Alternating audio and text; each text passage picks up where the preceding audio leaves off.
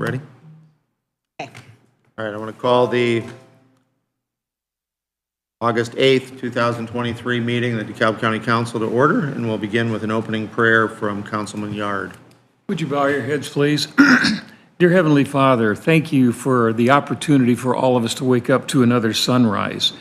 Lord, as we meet today to do the business of the people of DeKalb County, we're grateful to see all the people that are in attendance here that have an interest in the county government and the business beforehand. We ask for your strength, wisdom, and guidance, Lord, as we make decisions today that may not only impact short-term residents of the county, but long-term as well. We ask for this strength and guidance in Jesus' name. Amen. Thank you, Dave.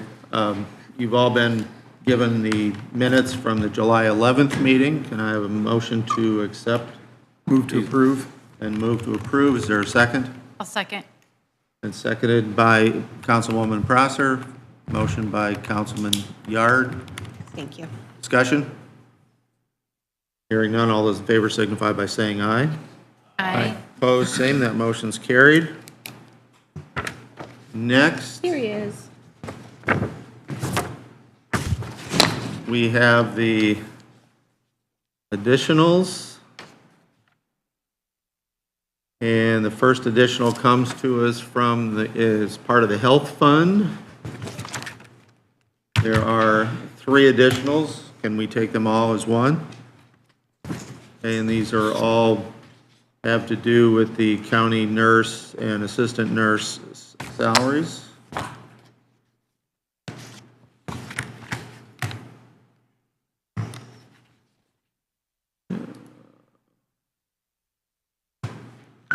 All right, department is Health Fund, Fund 1159. Total amount requested is $65,797. That's part-time RN, $18,797, assistant county nurse, $23,500, and county nurse, $23,500. Was this included in the annual budget request? No, it is for wage increases recently approved. How will this appropriation be used? For wage increases through 12/31/23. Is this a recurring expense? No. Will other expenditures be necessary? Yes. Reason for other expenditures, possibly for PERF and Social Security. Discussed with the council liaison, the answer is yes. Council liaison is Bill Van Wy. And I have a motion to approve this additional. Been moved by Councilman Van Wy. Is there a second?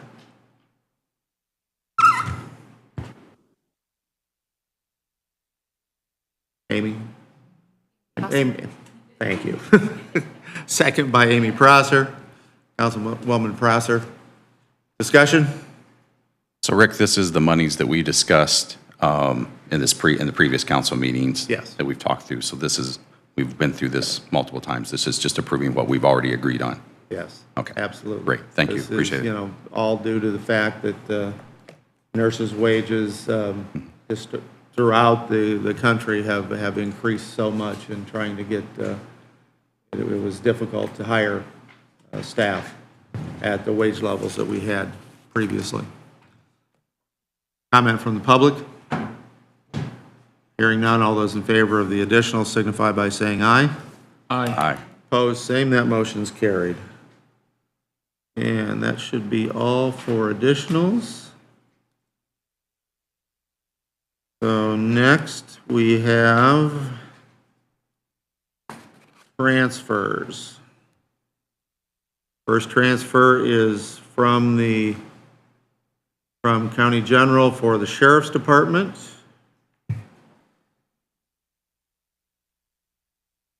This is from the General Fund 1001. The amount to be transferred, $20,000 from care of inmates to repairs and maintenance. Why is the transfer needed? Low balance of $1,700 after the last transfer of $8,000 in April. The maintenance officer has continued to do several repairs rather than contracting the services out, and that has depleted the supplies account again. We have purchased several supplies to repair the chiller, inmate toilets, inmate showers, plumbing issues, and mechanical room leaks. Will additional appropriations be requested due to this transfer? The answer to that is no. Was this discussed with the council liaison? The answer is yes. That liaison is myself. And can I have a motion to approve this transfer of $20,000? So moved. Is there a second? Been moved by Councilman Yard, second by Councilman Kraft. I will say that the maintenance person at the jail has been addressing a number of issues that have either been put on hold or neglected over the last few years, while anticipating a new jail or different methods. So we've gone back in and had to do a number of repairs, and we're also, he is acquiring equipment that allows him to do the work rather than contract it out. And it's this last piece of equipment that he bought is something that can be shared with all of the maintenance people in all of our buildings, not just the jail. Had to, quite honestly, it's funny, but it's not funny. You had to buy a snake, a Roto-Rooter, an industrial one, because inmates seem to like to flush blankets down the toilet and other very large items that your normal household stuff won't take care of. So, and the last time that happened, it actually flooded the offices because the cells, of course, were above the administrative areas. So anyway, I have a motion, I have a second. Is there any discussion? My only question is, it's coming out of care of inmates, is the transfer, is there a contractual line we can transfer the contractual, since he's doing less contractual work? It's money that we have in the budget that we receive every year for, if we have prisoners in other locations. Oh, and we're not. And That's we probably a good line reduced to the use jail there. staff because of community corrections. We've reduced the jail population sufficiently. We've not had to send people out. Now, That's a good line to use. recently, he did have to send some people over to Noble County because the state stopped taking prisoners for a short period of time. So during that brief time, we did have to ship some out, but we're back to keeping them all here. So, any other discussion?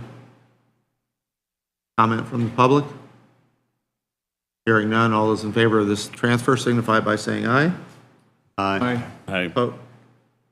Opposed, same. All right. Bill, is that, you voted for, right? Yeah, I just didn't get my mic turned Okay. on. I forgot my mic. Okay. Is it testing? 1, 2, 3. I just How's wanted to working make now? sure. I just wanted to make sure. I have All to right. make it I happen. normally, never mind. All right. Next one comes to us from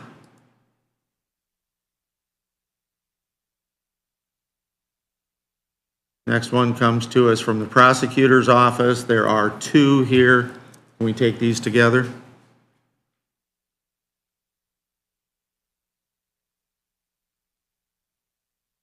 Sure, why not? Prosecutor's Office, General Fund 1001. This one is for $2,000 from legal secretary to depositions. And why is this transfer needed? To cover costs related to in-person testimony by witness in a jury trial and related travel expenses. Will additional appropriations be requested due to the transfer? The answer is no. Was this discussed with the department liaison? The answer is yes. That liaison is Councilwoman Dembski. Second one is also General Fund 1001, transferring it from legal secretary to travel, training, and education. Why is this transfer needed? To cover additional required training expenses for the prosecuting attorneys. Will additional appropriations be requested due to this transfer? The answer is no. Was this discussed with the department liaison? The answer is yes. The liaison's name is Councilwoman Dembski. So that is the two. Can I have a motion to accept these transfers in the amount of $5,600? And moved by, Rick, was that you? Oh, moved by Councilman Collins. Is there a second? Second by Councilwoman Dembski. Discussion? Yeah, we're taking it out of the legal secretary. Are we short a secretary? Neil, you want to come on up and?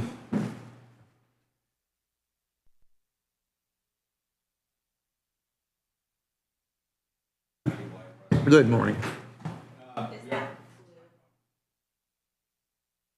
There it is. Good morning, Neil Blythe, prosecuting attorney. We are down one secretary. It's not been a problem for us because we switched to a new case management system, which has created a lot of efficiencies. We're currently looking at revising that position because we are a little shortly understaffed, but I have had to get rid of 2 people. We've only filled one of those spots. The last one was in May. So we have had that position open, I believe, since May. So there is sufficient money there to transfer. So even if you hire someone, you're not going to be short of money for legal secretary? Correct. Okay, thank you. Any other questions for Neil? Thank you, Neil. Further discussion? Comment from the public? Yes, sir. If you could come up here to the microphone, please. Keith Fleischer, just a question concerning when you do your budget every year, does each of the budget heads provide you with a budget with the amount that they think they're going to need? And if so, then why is there a need for more money in this area, especially if we knew this was coming up? Yes, the department heads and the commissioners provide us with the money that they believe that they need. This is not an additional amount here. This is transferring money from one portion of their budget to another portion So of they the don't have budget. And that's required, and you'll have to give me the State Board of Accounts would require, if it goes from a 100 to a 200 level within the budget, it needs the council's approval to make that change. So it's a rule. Pardon? It's a rule. Yeah. Thank you. Well, didn't his cost increase some because I see they had a trial, then also they had a training session that they didn't plan on 6 months, 7 months Well, ago? in the trial, that's Nothing we can do. That's hit and miss. You don't know this year. So I can address that. Claire Mary had a fairly bare bones budget. We don't have significant trial expenses normally. A lot of times those can be covered by either state police experts, people that don't charge us. This was an expert from Riley Children's Hospital on a abusive head trauma case for an infant. And so obviously we have to have that expert come up and testify. That's something we have to do. We're looking into the budget next year as far as putting more money into that trial expense budget, which we haven't had for some reason for a while. I can tell you, and this will come up next week, with the potential jury trial out of DeKalb County for Trooper Bailey, that expense could be extremely high next year. So I don't know what that will look like, but there's no real way to predict that at this point. So putting it into a budget right now is just a wild guess for next year. Thank you. Any other discussion? Hearing none, all those in favor of approving these transfers signify by saying aye. Aye. Opposed, same. That motion's carried. Thank you, Neil. All right. Next transfer is from the commissioners. Lighted funds. That is Fund 1112 in the amount of $2,000. from administrative funds to CPR certification cards, $2,000. Why is the transfer needed? Because the auditor wants to be able to track the amount of money spent on CPR cards as well as they should be paid from a supply account and not a service account. Will additional appropriation be requested due to this transfer? The answer is no. Discussed with the department liaison, the answer is yes. That liaison is myself. And so can I have a motion to approve this transfer of $2,000? I'll move to approve. Been moved by Councilman Kraft. Is there a second? I'll second it. Second by Councilman Van Wy. Discussion? Hey, Rick, can I say just real quickly, and I want to make sure you understand, and I'm not trying to insult you by saying that, but when we're doing these transfers, they're not asking for more money. Okay, you understand that part of it. Okay. Correct. Right.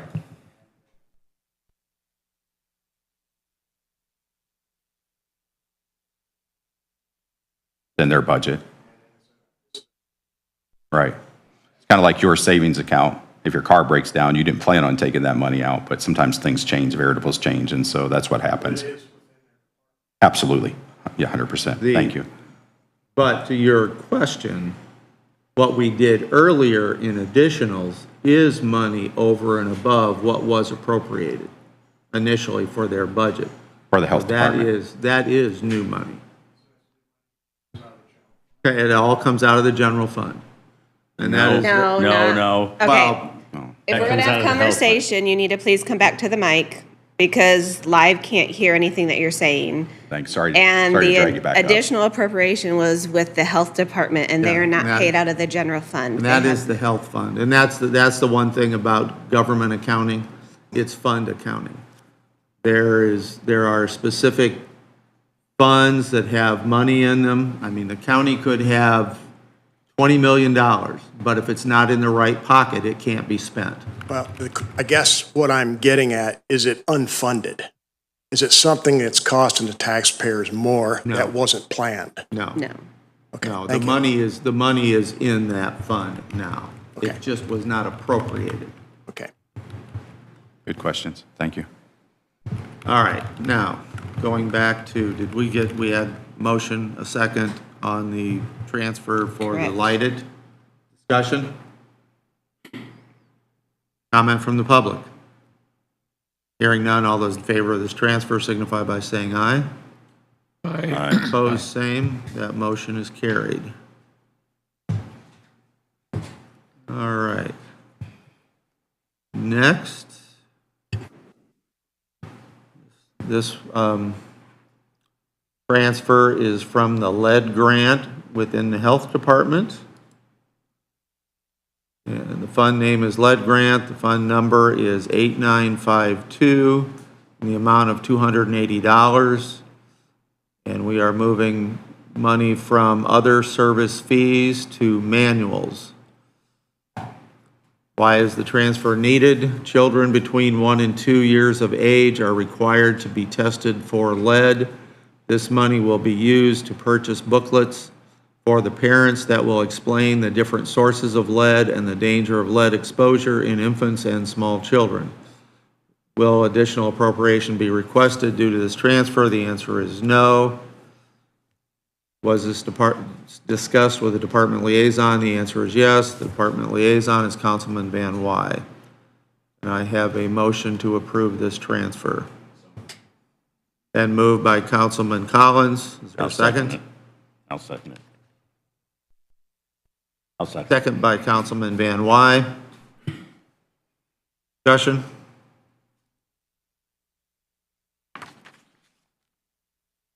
Comment from the public? Hearing none, all those in favor of this transfer signify by saying aye. Aye. Opposed, same. That motion is carried.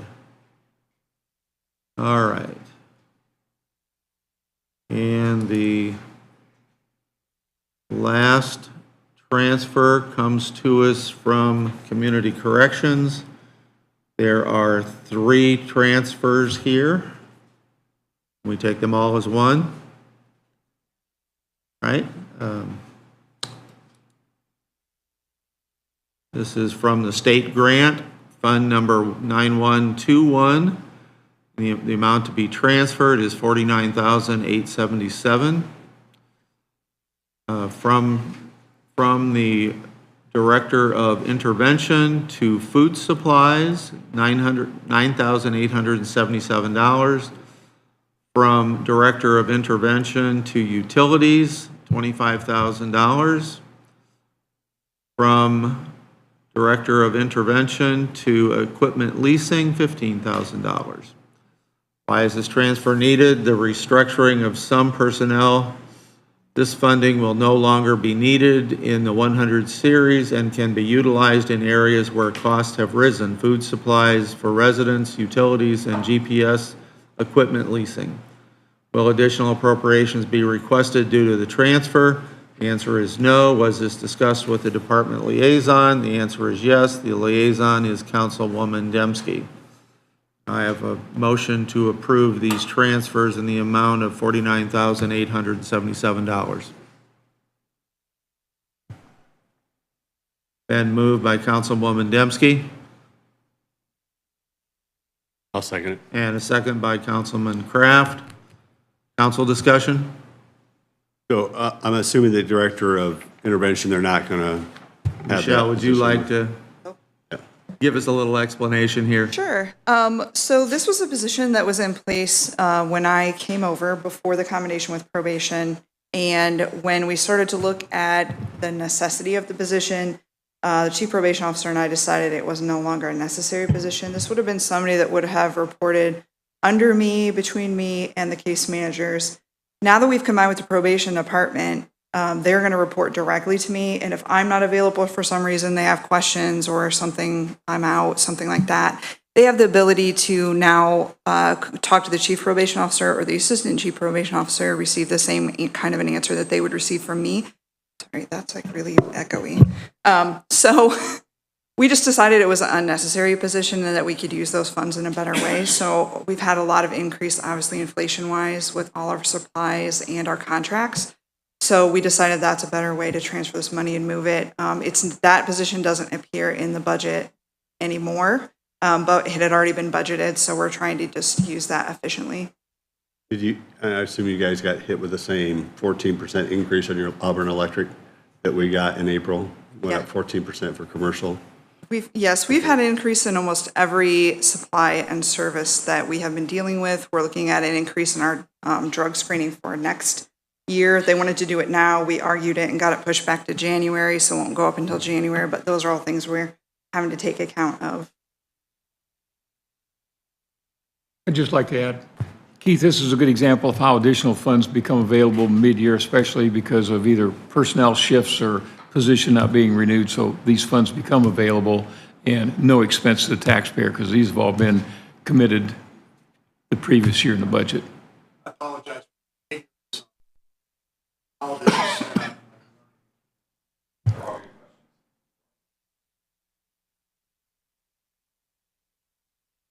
Any other questions for Michelle? Again, you're doing a great job, Michelle. We appreciate what you're doing. I do have a quick update on our budget for 2024, if I could do that. Is this going to hurt? A little bit. Okay. Would you like me to do it now or wait Might as for a well little do bit it later? now. Okay. I did just create a little handout real quick just to help. So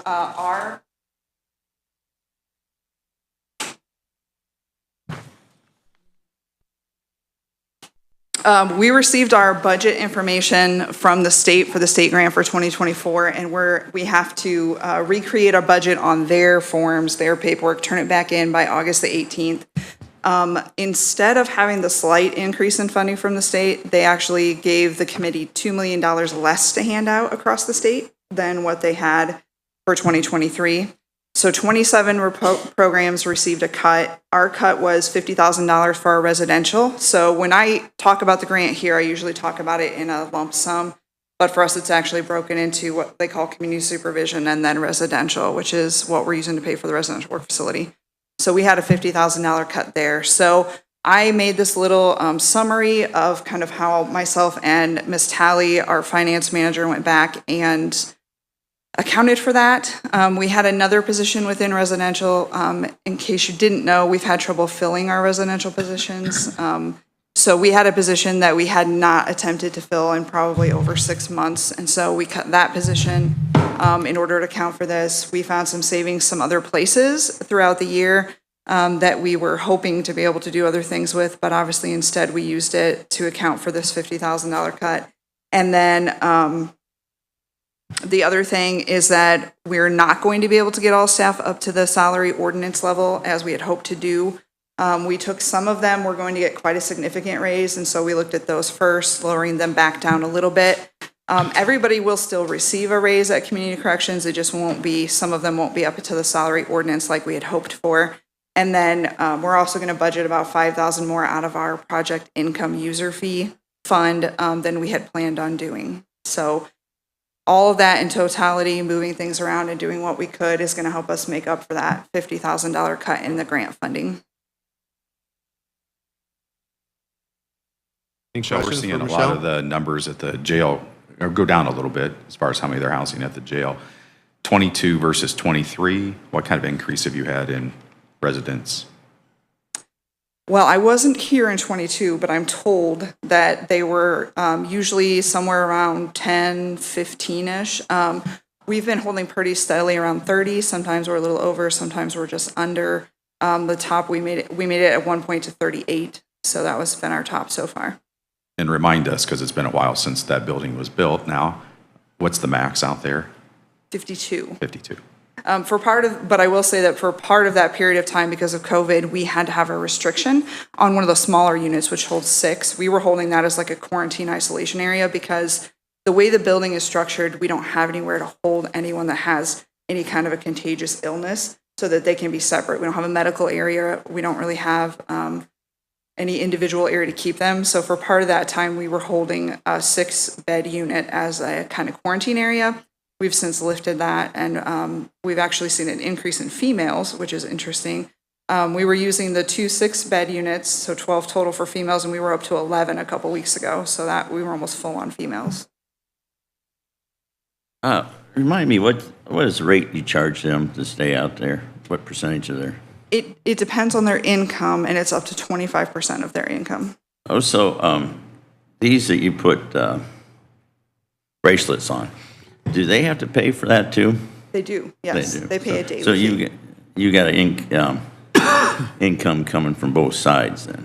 Yes, and so that income from the bracelets and from what you would consider almost a rent at the residential facility is what we use for our project income account. And so that's the one that I was talking about increasing by $5,000 to help cover the costs. All right, thank you. Any other questions for Michelle? I have a motion and I have a second on the transfer. Comment from the public? Hearing none, all those in favor of the transfer signify by saying aye. Aye. Opposed, same. That motion's carried. Thank you, Michelle. All right. Then you all have a list of the non-approval transfers.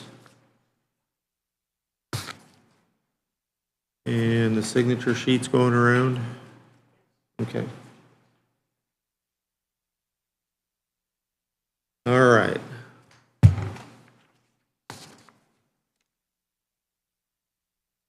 Randy's standing right outside the door. Ben, can you yell at Randy to tell him we're ready for him?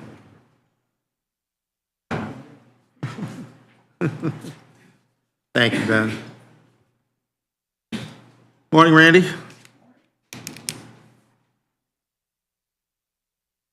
What's that? Well, I know, but we're ready.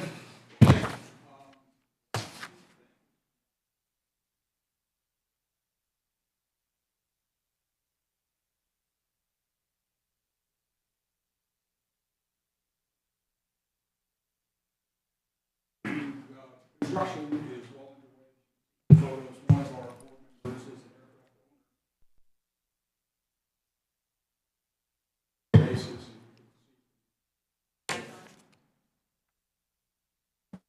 It is now. So you can see from the two pictures that the construction is well underway. The runway is now officially closed and may be closed through September 22nd instead of August 28th as was originally intended. The one or two of the contractors is running behind, and so they had asked us actually to move the closing back 2 weeks. And with all of the other moving parts of the construction, it was determined that we should go ahead and close the runway, let everybody else continue their work, and then if we can open it before September 22nd, it's less disruption to everyone. So the construction is continuing, and hopefully we'll get that done pretty quick. The self-serve fuel system hopefully will be ready by the time this is done. We're still waiting on some parts and getting the three-phase electric hooked up. But once that's done, they will do what they call a soak test, where they will fill the tank with 5,000 gallons of fuel and let it set for about 2 weeks, check all the plumbing, check for any leaks, check for proper operation, and then Weights and Measures has to come in and verify the pump accuracy. And then we can open it up, and again, it'll be like going into a local gas station with your airplane. You taxi up to the pump, and you put your credit card in, fill your tank up, and go fly or park it, whatever your next process is going to be. So that's well on its way. The Sweet Aviation has moved their Cirrus aircraft service center up to our airport. And right now, we're still allowing some aircraft in, especially to the service center, but they've got to have 15 to 30 minutes notice to utilize the runway so that we can make sure that it's safe to do that. And so we still are getting some activity, I guess. There was a meeting with the tenants last week explaining the closing, the possible change in the length of the closing, and what the update is on the construction with the folks that are currently tenants at the airport. And again, I think there's going to be another meeting next week to update them and see where that's going. So we're trying to keep lines of communication open with the tenants that have airplanes. Some of them have moved the aircraft to other airports for the time of the closing, and we've abated some rents and lease payments during that time, since it's not their fault the airport's closed. And we'd rather be content. Samaritans still come in and out? Yeah, Samaritan, Helicopters don't need the runway. They don't need the runway. They can go up in whatever direction they want to go, and they do that regularly. So we haven't interrupted that operation at all. Once the self-serve system goes in, right now we've got two 10,000 gallon or 12,000 gallon tanks for fuel, one for avgas and one for jet fuel. Once the self-serve fuel system goes in, that avgas tank, the 12,000, will be cleaned and repurposed for jet fuel only. So we'll have enough jet fuel that we can operate for 2-3 weeks without having to fill the tank constantly, because those jets are kind of thirsty when they come in for fuel. Is that correct? The commissioners did appoint a new board member to replace our friend and colleague Bob Patterson, who passed a short time ago, and John Cruz, sorry. I didn't put that down here. So John will be attending our next meeting, which is a week from Friday, which of course everyone's welcome to attend. It's at 1 o'clock at the airport hangar building, or maintenance, or FBO building. And with that, I will take any questions. With this longer runway, are they projected more jets coming into? Yes, I think we will. And part of, having a very active FBO is that anticipation. If you come into our airport, you don't have to deal with all of the air traffic control and all that they would have to deal with in Fort Wayne. And so they've got a longer runway that's safer for them to take off and land on and less hassle. It's pretty amazing, if you ask the folks that live around the airport, the new jets, you can hardly hear them when they go. And in fact, I got a tour of one of our citizens' new jets here a while ago, and they push a button and it takes off by itself. And it maintains as quiet a profile as it possibly can. Actually, the light aircraft, like I used to fly, are probably noisier than the jets. So we do anticipate more jet traffic. And again, that's good for us, sales, fuel sales, and other accommodations that we can provide them. Just out of curiosity. Randy, in an emergency situation, how large of a jet can you accommodate? And again, it depends on operation, but depends on the pilot. They talk either pounds or gallons when they load the airplane, pounds, so they can do their calculations. But we were filling that 12,000 gallon tank as soon as they put a 5,000 or 6,000 gallon load in. Laura was ordering a brand new one. No, how large of an emergency situation, how large of an aircraft, commercial aircraft, like from Fort Wayne International, can you accommodate that? I have no idea. There's no intention of taking commercial aircraft unless there was an emergency of some sort. But I honestly can't tell you for sure. There's enough runways at Fort Wayne that I'd be surprised, unless somebody crashes right at the intersection of the two main runways. I would be a real stretch for some commercial aircraft to try to land at our airport. Would be my explanation at this point. I'd probably verify that, but it's unlikely that they would try to do that. Randy, I know you guys have got the ongoing Meese Chapel. And Yes. so any update on where we're at on Meese Chapel and what the timeline is for that to either be moved or? We have someone who is interested in moving the Meese Chapel Church. They are, we talked, 2 months back about them asking for us to donate what the cost would have been, which state law doesn't allow. Russ has engaged a possible GoFundMe page and helping get some donations to move that. I don't know what the actual cost is. The Horsemen's Association actually wants it. Mm-hmm. And they want to put it on their property there on Old 427. And so we're trying to help them as much as possible. Again, right this particular moment, our need is not for the property itself. At some point down the road, once all the runway extension work is done and the major projects, then we can look at doing some hangars. At the tenants meeting, that was one of the actual questions. They brought up that there's a 40 aircraft waiting list to get hangars at the airport. And last I knew, a 6-place T hangar that would fit light aircraft is about $500,000.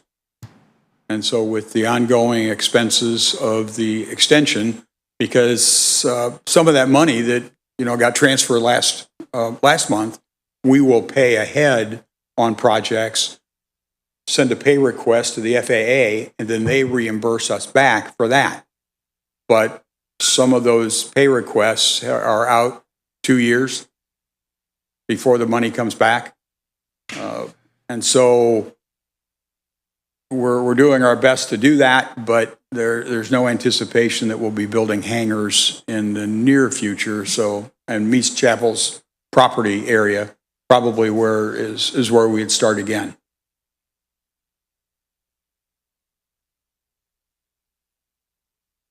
Any other questions for Randy? Randy, thank you very much. Thank you all. See you next month.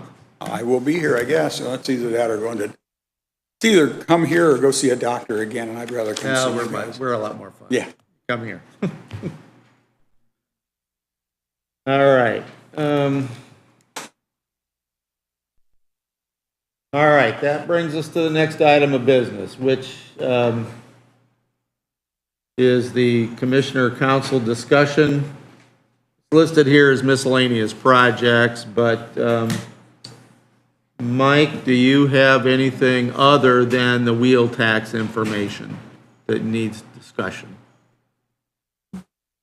I think the headline, is that by a unanimous vote, we voted to opt in to the Health Department funding provided by SEA 4. We were actually the 71st county to do that yesterday. Number 72 was about 30 minutes behind us. So I think that provides a real opportunity for DeKalb County residents for expanded health services. Looks like the total is going to be somewhere around 88 or 89 of the 92 counties will opt in, so that'll put us a little lower in terms of funding, because that's was determined by the number of counties that actually opt in. But we're probably be for year 24, and that's what this opt-in was. Probably just south of $400,000. If things go well as we anticipate, and we opt in for 25, we'll be just under $1 million in additional health department funding. And I'm sure you'll see that those dollars in Cheryl's budget as you start through the budget process. They have to opt in by September 1st for this year? Yeah, So- September 1st is the drop dead date. So we won't know that, I mean, because those that don't opt in, that money will be distributed to everybody else. Yeah, that's correct. We won't know what that number is until sometime after September 1, which by that time we'll be well underway in doing our budget for 24. So, but Yeah, I would just by guess and by golly, I would look at the lower amount. Yeah, the timeline doesn't work real well because we actually start our budget process next Wednesday. Yeah. And what has to happen now is the Board of Health has to produce that plan and get that plan to the commissioners, and the commissioners have to approve it before the council can appropriate the money for that budget. So the timeline's not meshing up real well, but best you can. I would suspect that Dr. Souter and Cheryl have been discussing how that funding is going to get divided up for quite some time now. So hopefully they'll be able to plug all those numbers in and make it part of the budget presentation for you. Well, and I know that She's been in contact with me. What's that? She's been in contact Has with she? me on this so that we can get something put together. And another thing, and you correct me if I'm right, she's got, they're like her, 11 or 1059's got to go away. They all go in one budget line, don't they? Not exactly. Well, that's what she was telling me. She had to transfer all the money over. So It all depends on the type of project that it is or what they're doing, whether it's the 40% that they need to do, the 60% that they can do. So, yeah, will there be? there'll be some changes. Yeah, but will there be still grant money coming into those grants? They're not grant, like, Funds. yes, until 1159, because that's where they receipt in, like when they do birth certificates and like when they collect their fees. Yeah, that'll still go in there. Well, and I'm hopeful that in the discussions I've had with Cheryl and Dr. Souter and with a couple of other people, the intention here is, everybody was concerned about a number of people being hired with this money and then the money going away after 2 years. I think that the majority of this money is going to be spent on projects, and if people are going to have to be hired, they're hired with the intention that this is a temporary job. This is a project that needs to be completed. Once that completion is done, then that goes away. And if hiring a person like that doesn't work, you can give grants out to many different partners, the schools, other counties, because maybe we don't have the volume that needs to be addressed, but if you work with Steuben and LaGrange, you can put a program together. So there's got to be a lot of thought go into this so that the money is used wisely. You can also work with Parkview too. Yeah, St. Parkview Martin's, and Lutheran. Parkview, Lutheran, St. Yeah, Martin's. in the hospitals, I should put that. A lot of organizations are offering services and willing to partner. Drug Free DeKalb is another one. So So a lot of work that has to be done between now and our final budget vote will be the 26th of September, and hopefully we've got it all figured out by then, so. hopefully. Rick, I'd just like to say thank you to the commissioners for bringing some of our state tax money back to our county instead of giving it to the other counties. So we might as well get our money back. I absolutely agree with that, Bob. We need to make sure that we get our share of taxpayer funds back in DeKalb County to benefit our residents rather than having that money go to Hamilton County or Marion or whatever. I think I had a question. Yeah. On the, I wasn't able to read through the whole bill, so I don't understand. How do, who, I guess, sets up the goals of, like, with the funds that are being appropriated to different agencies, do they set the goals of what they are trying to accomplish? Does the state set those goals and say, hey, you need to accomplish this goal? How do we know when those needs are met? What does that look like? Well, the bill contains a number of core services that can be offered, let's put it that way. But where the emphasis lies depends on the individual counties. I mean, obviously, the donut hole counties have a completely different need from health department funding than DeKalb County does, or Knox County, or a number of the rural counties. So the bill gives us the flexibility to design programs that are relevant to DeKalb County, period. There's no formula that we have to follow. It's not a one-size-fits-all. It's very, very flexible. So then those agencies can set those goals basically and what they want to accomplish with those dollars. And Yeah. then do they report back to you as the commissioners to say, here's how we spent the money, here's the goals that we accomplished, this is what we did with the taxpayer money. These are the things we accomplished with it. Yeah, that would. I think that the trail would be they would report back to the health department board, who then would report back to the commissioners. I mean, that's the way. And we in addition to the resolution that opted us into SEA 4, we also did a companion ordinance that directs the health department and the health board to do this plan and submit it to the commissioners for approval. So, but again, it's not wide open. You can come up with anything you want to spend the money on. There are core services that we have to look at. We don't have to participate in all those core services, but those are where we want to partner with the other organizations.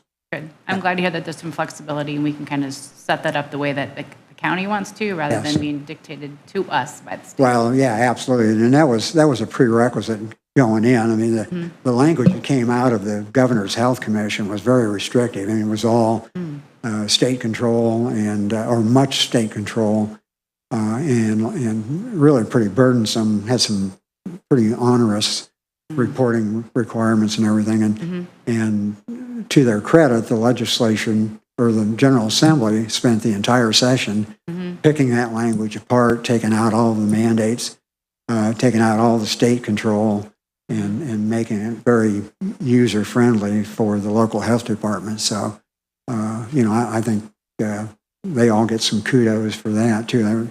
And literally, it took the whole session. That bill passed 2 days before the end of the session. So.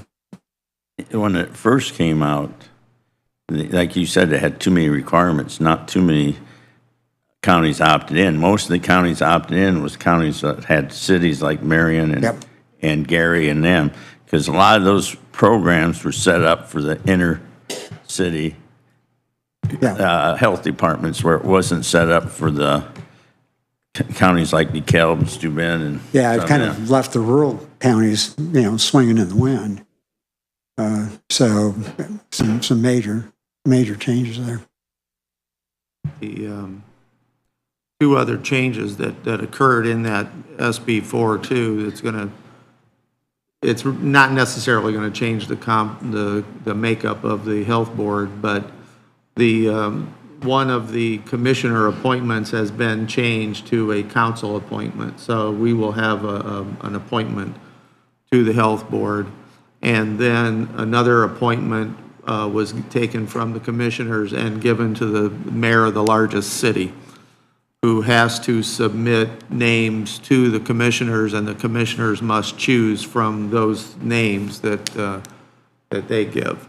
So that will maybe change the makeup of the board a little bit. I doubt it. I mean, especially in a county of our size, it's not going to change much, but those are two other changes that happened. Unless you have anything else on the health board, you want to get started with the wheel tax discussion, but I'm going to move, and I'm going to move the break to now, and then we'll come back and start with the wheel tax discussion. Okay.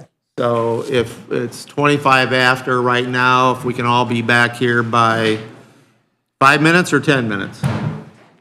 10 minutes, okay, be back here by 25 till.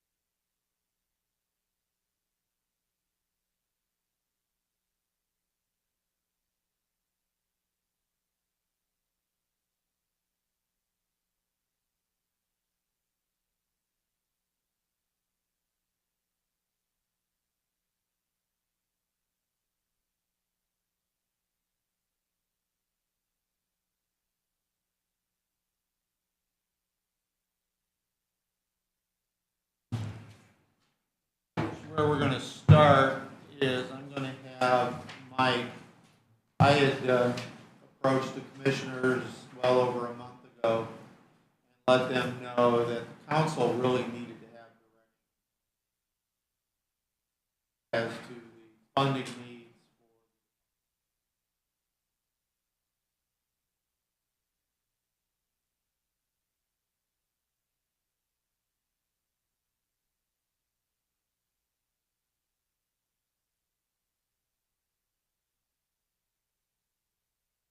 Well, I will say that wheel tax has been discussed by the council in the past. I know that we have voted it down at least twice. We are, and I see Brad's thinking it was more than twice. Yeah, well, we have constantly voted it down, and since I've been here, I know twice. The counties around us do have the wheel tax. I believe there are some 60 of the 92 counties have the wheel tax. We do not. I don't know where this discussion's going to go. I know that we are not going to be receiving as much funding as we have in the past in the future. Primarily, that deficit starts in the year 2025. This and goes to the question we had earlier.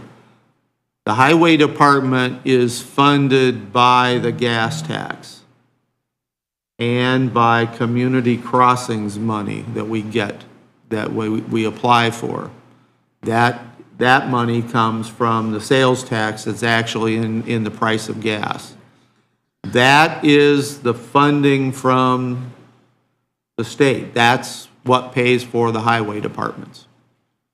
We don't take money out of the general fund for it. We don't take money out of the health fund. We don't take money out of any other fund. This is where I was talking about. You can have $20 million in the bank, but if it's not in the right pocket, you can't spend it. It has to, it's specific to the fund and what it is established for. So that is why this discussion keeps coming up. So with that, Mike, why don't you give us what you talked with the commissioners about yesterday as far as our funding needs over the next couple of years? Okay. I think you all have this spreadsheet as part of your packet, I believe. And Brad and Ben put a considerable amount of time and thought into this. What it gives us is a kind of a snapshot in 24 and 25 in terms of the funding deficit that the highway department is facing. And this was kind of triggered by Jeff Peters in his financial plan that shows the highway department upside. Which Jeff is our financial advisor, municipal financial advisor, that shows the highway department upside down by $635,000 going into 2025. So, given enough time, we could have probably done a 25-page detailed analysis here, but tried to keep it to a one-pager. And I'm going to let Ben and probably Brad speak to some of the details here. But what we looked at was, on top of that 2025 shortfall that Jeff's predicting, some of the other factors that are going to figure in to what we're able to do in terms of the highway department. So if you'll look at that, we're expecting that probably the commissioners have been putting about $1 million a year out of lit funding into the operating side of the highway department. And of course, we've committed 49% of our lighted funds to the bond payments on the highway department. So it's likely that we're probably going to have to reduce some of that lit funding.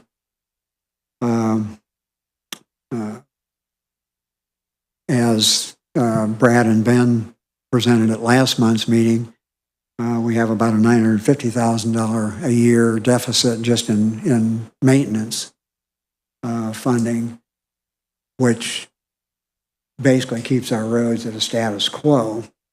It keeps our grade 5 roads from being a grade 4 or 3. And just for the people in the room,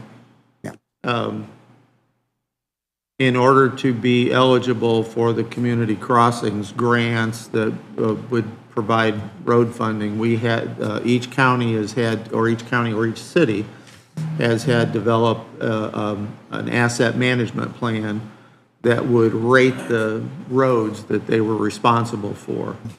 And the ratings on our roads are part of what's on this plan here, and what we're trying to do, or what we would want to do, is bring our roads up to a minimum of a level 5, which would put them right in the middle. Yeah. And paved roads are the only roads that are graded. And right now we have well over 10% of our paved roads that are rated under a 5. So we've got what, 500 and how many miles? Okay, 480 miles of paved roads, and 66.1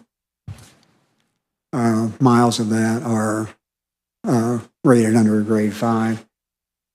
And so I think it's just from a safety standpoint, bringing those roads up is important. We've had numerous discussions in Commissioners Court, and I imagine you've all heard as well from folks who are more than anxious to have their gravel roads paved.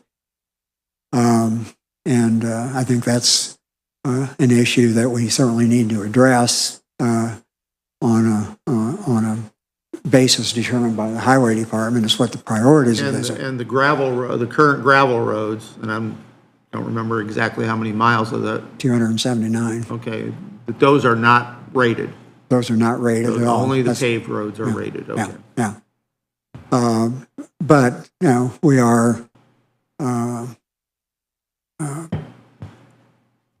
we have a lot of requests and a lot of discussion in terms of converting some of those gravel roads. Some of them shouldn't never be converted.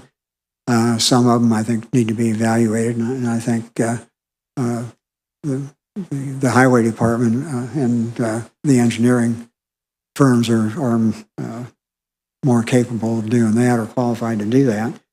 But then we also have, as part of that calculation, I was able to meet with three of the school superintendents and transportation directors.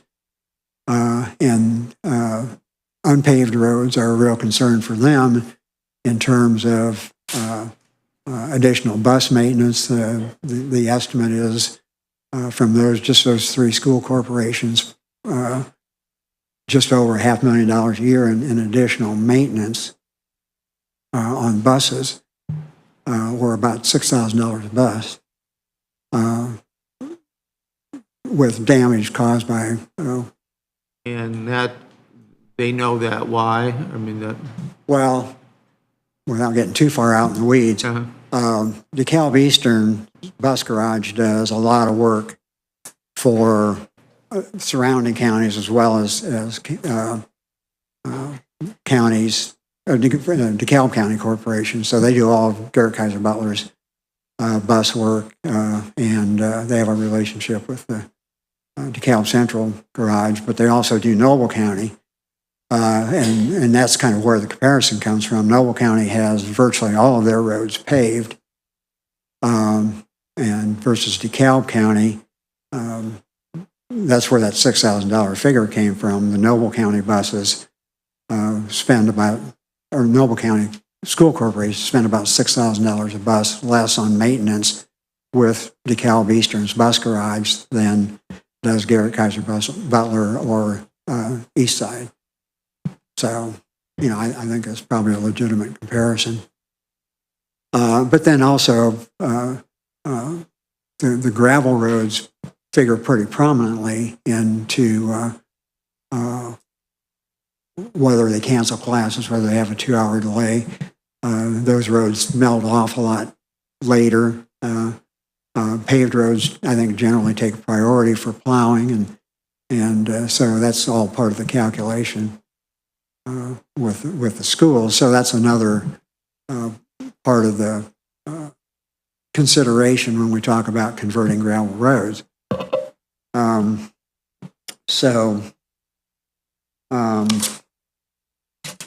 I think I'm just going to leave that high-level view there unless you have questions, and let Ben and Brad kind of talk about, get drill down a little bit into these details.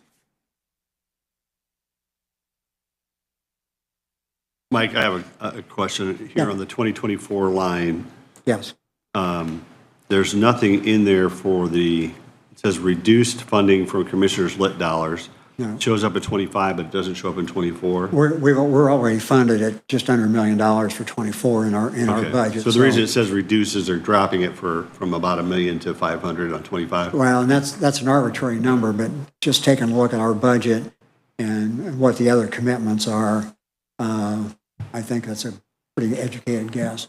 And that reduction is primarily because of the new highway garage that we're paying the bond on. At least partially, yeah, because we've committed lighted funds for the bond payments, yeah. Okay.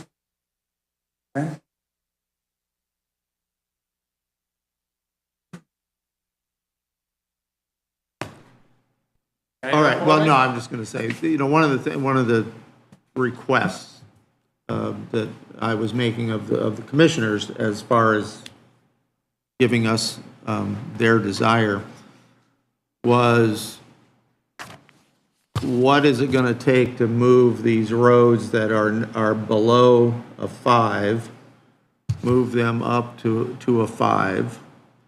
And we know that it can't be done immediately. Do you want to do that within a 5-year period, a 10-year period, a 20-year period? We know there are roads that some of the residents want to have paved. There are a number of people that live on a gravel road that said they don't want their roads paved. So let's make, we need a decision from the commissioners as to, are you going to pave gravel roads? And if you are, how many miles of gravel road would you like to do each year? You can't do it all. And as Mike said, there are some gravel roads that should never be paved. They should not be considered. So taking that one step farther, there should also be some type of a standard.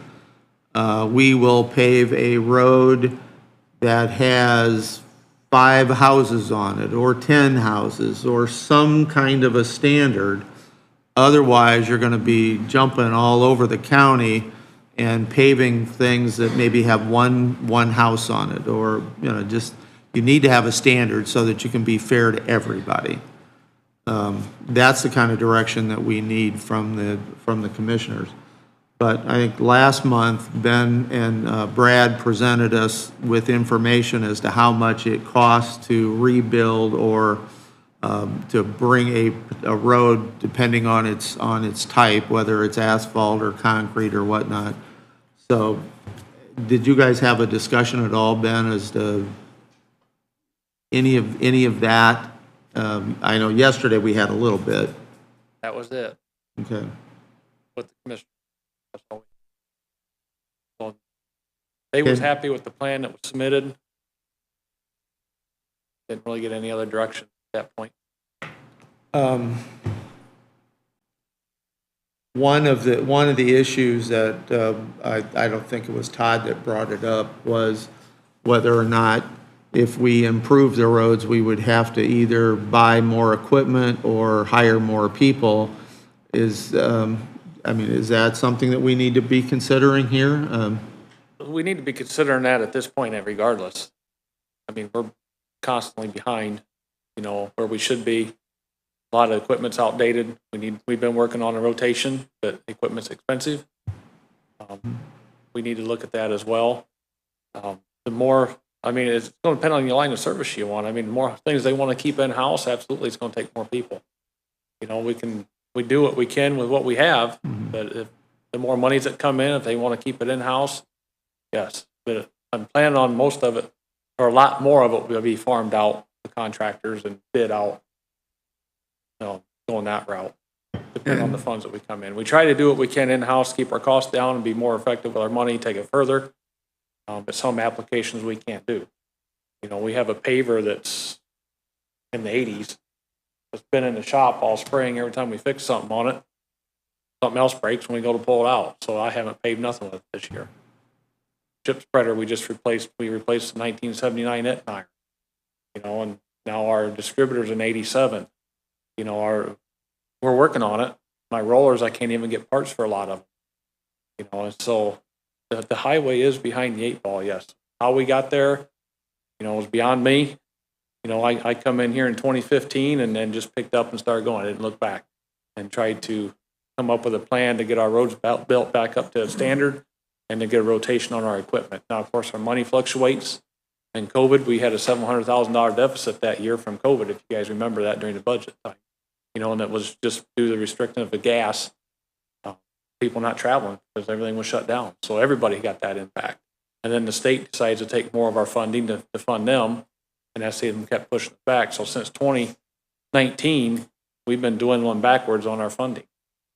But we've still been able to hold a good line of service to the people in the county, I believe, and we're doing what we can with what we got. But, unfortunately, with the highway, it's going to take money. The more you want to improve. We got to have the good equipment to do it. Unfortunately, it's all going to cost money. The other thing that was mentioned yesterday is the fact that if we were to implement the wheel tax, that funding could be used as a match for any grants that we receive, like County Road 56. We're working on that one. We could use that as a match for that project. For federal aid projects. Could projects, apply yes. for more federal money. Yes, for federal aid and also community crossing matching grant. It can be used for both.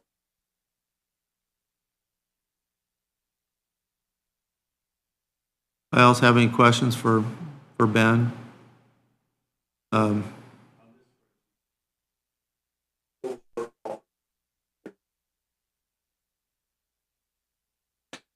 That is a potential shortfall. So as what I did with that, I talked to Susan and got a rough estimate of our receipts that we get in the Cume Bridge and Cume Cap.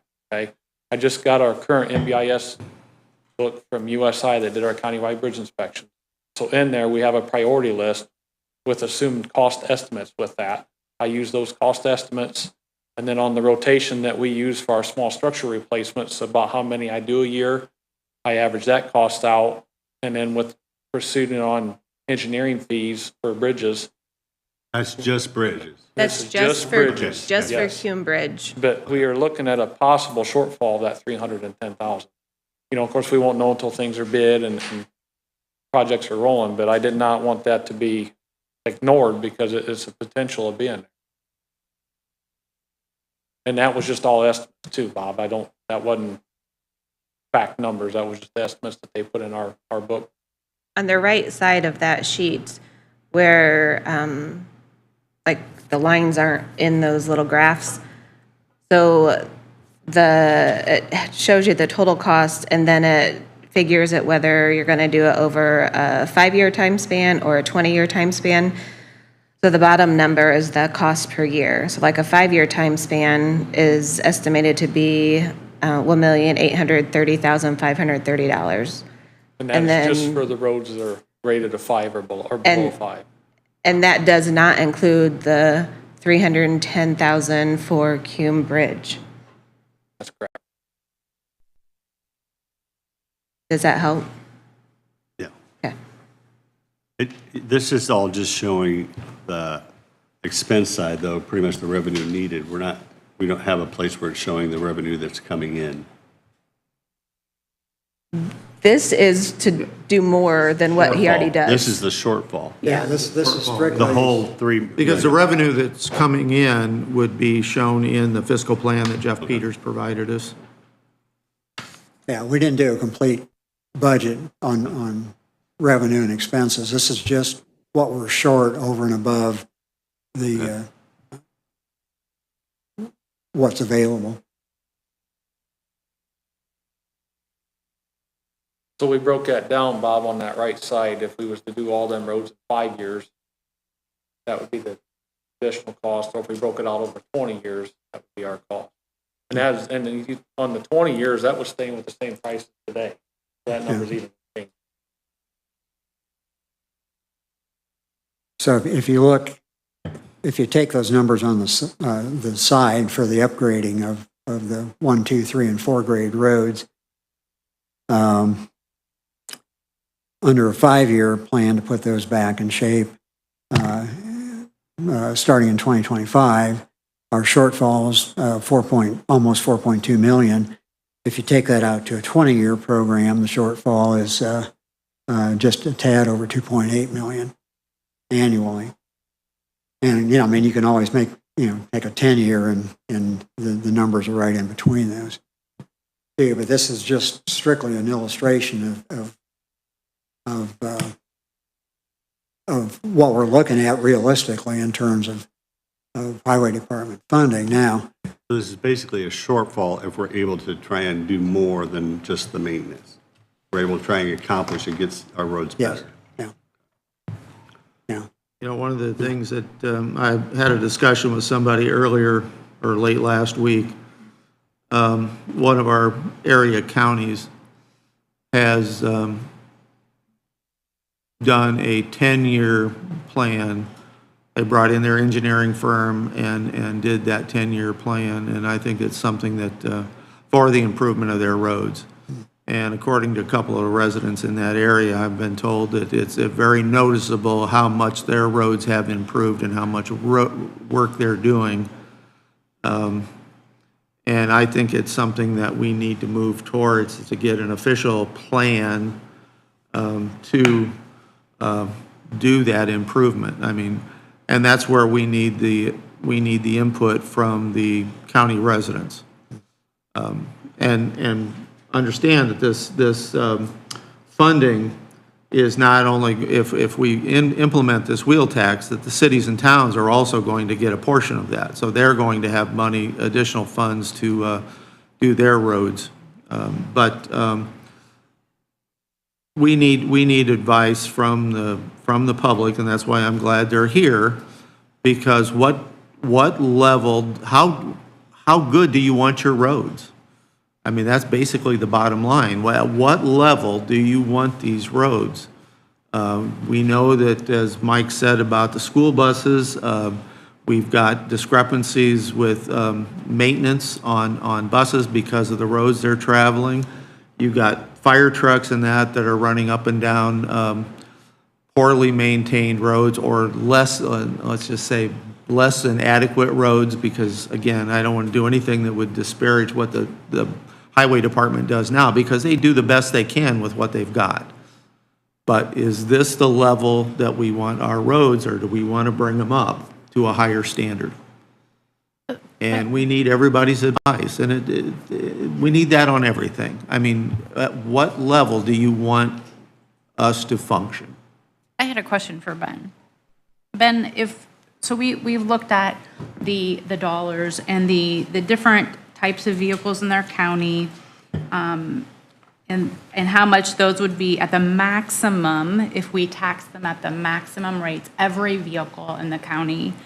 It looks like we would hit about $3.4 million every year. Well, the county would only be. Is that right? Our part would only be 2.5. The rest of it goes to the cities and towns. Right, 2.5 for the county, and then the rest, thank you for clarifying that. The rest would go to the cities and towns. So $3.4 million would be the maximum that I understand that we would take in if we tax every known BMV vehicle that we have in the county. How far does that go for you? $3.4 million a year.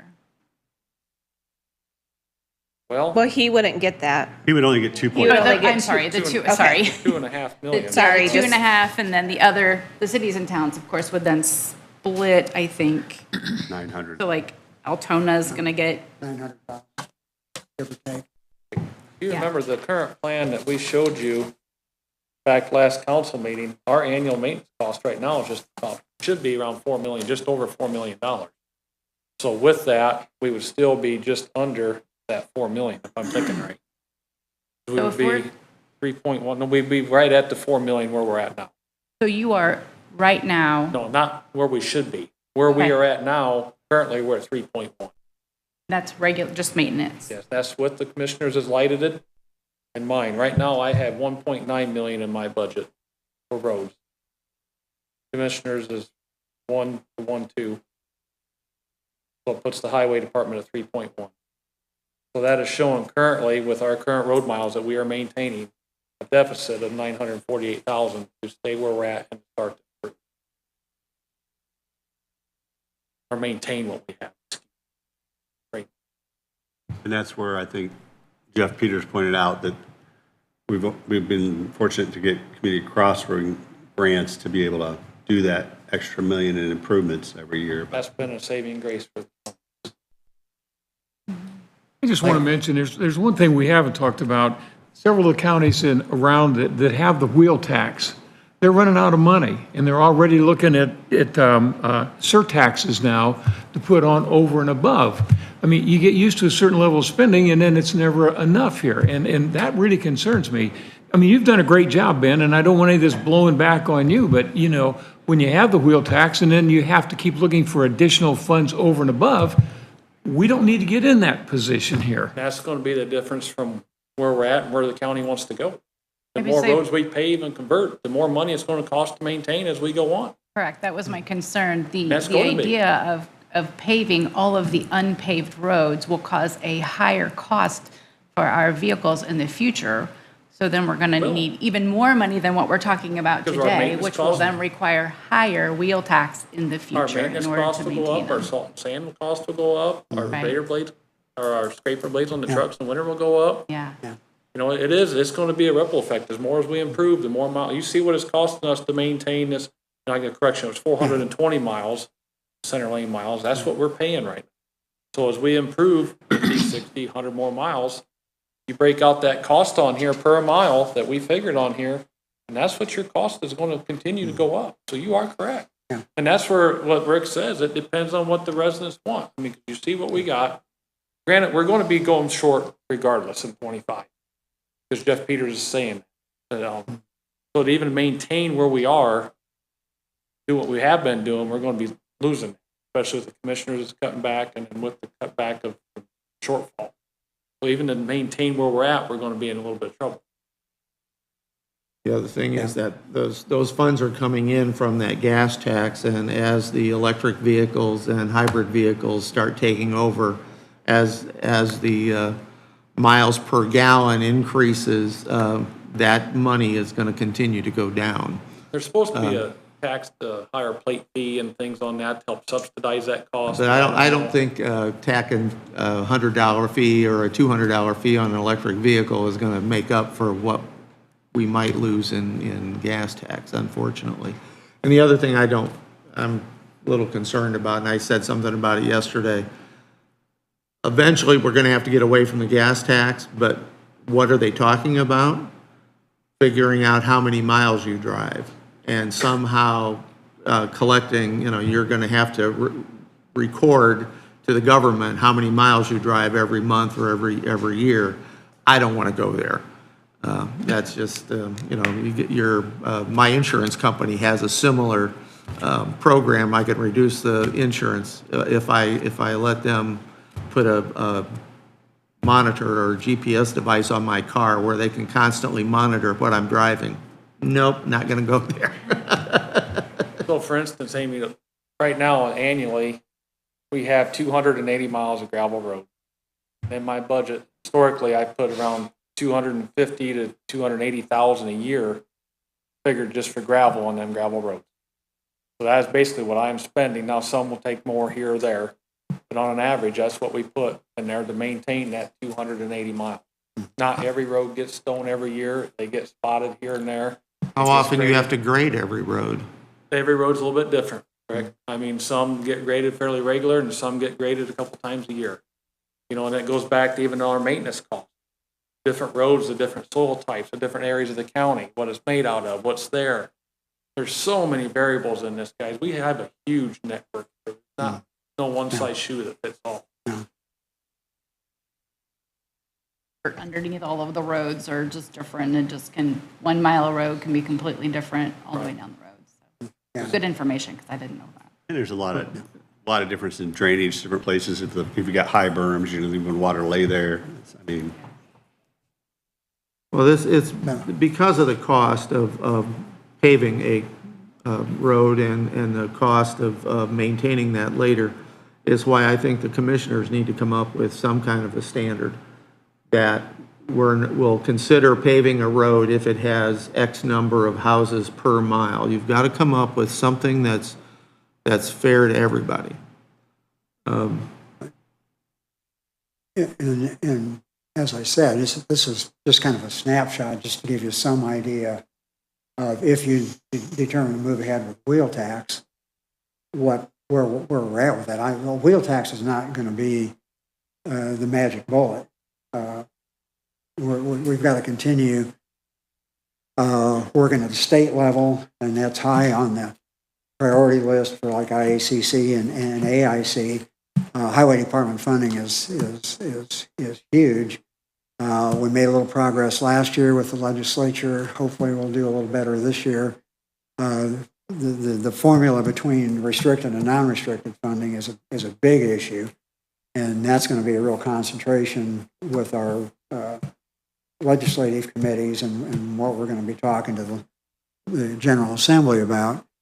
And Brad had sent me a link, in which I haven't had a chance to dig into, but there's also something called the Barrett Law, which is, I think, sort of like what we do with consent and waiver with county drains, but it gives residents on a road, and I think there's some parameters there, but an opportunity to participate and get that road moved up the Mike, you bring up an list. interesting point. There was just an article, I think it came out yesterday, that the state is looking at they just put together a task force that's supposed to be talking about, it's called the That's Senator funding. Holtman's. Senator Holtman has put together he is leading a study committee over this year, and it's not going to come in, they're not going to report in until 26. Oh, this is something different then.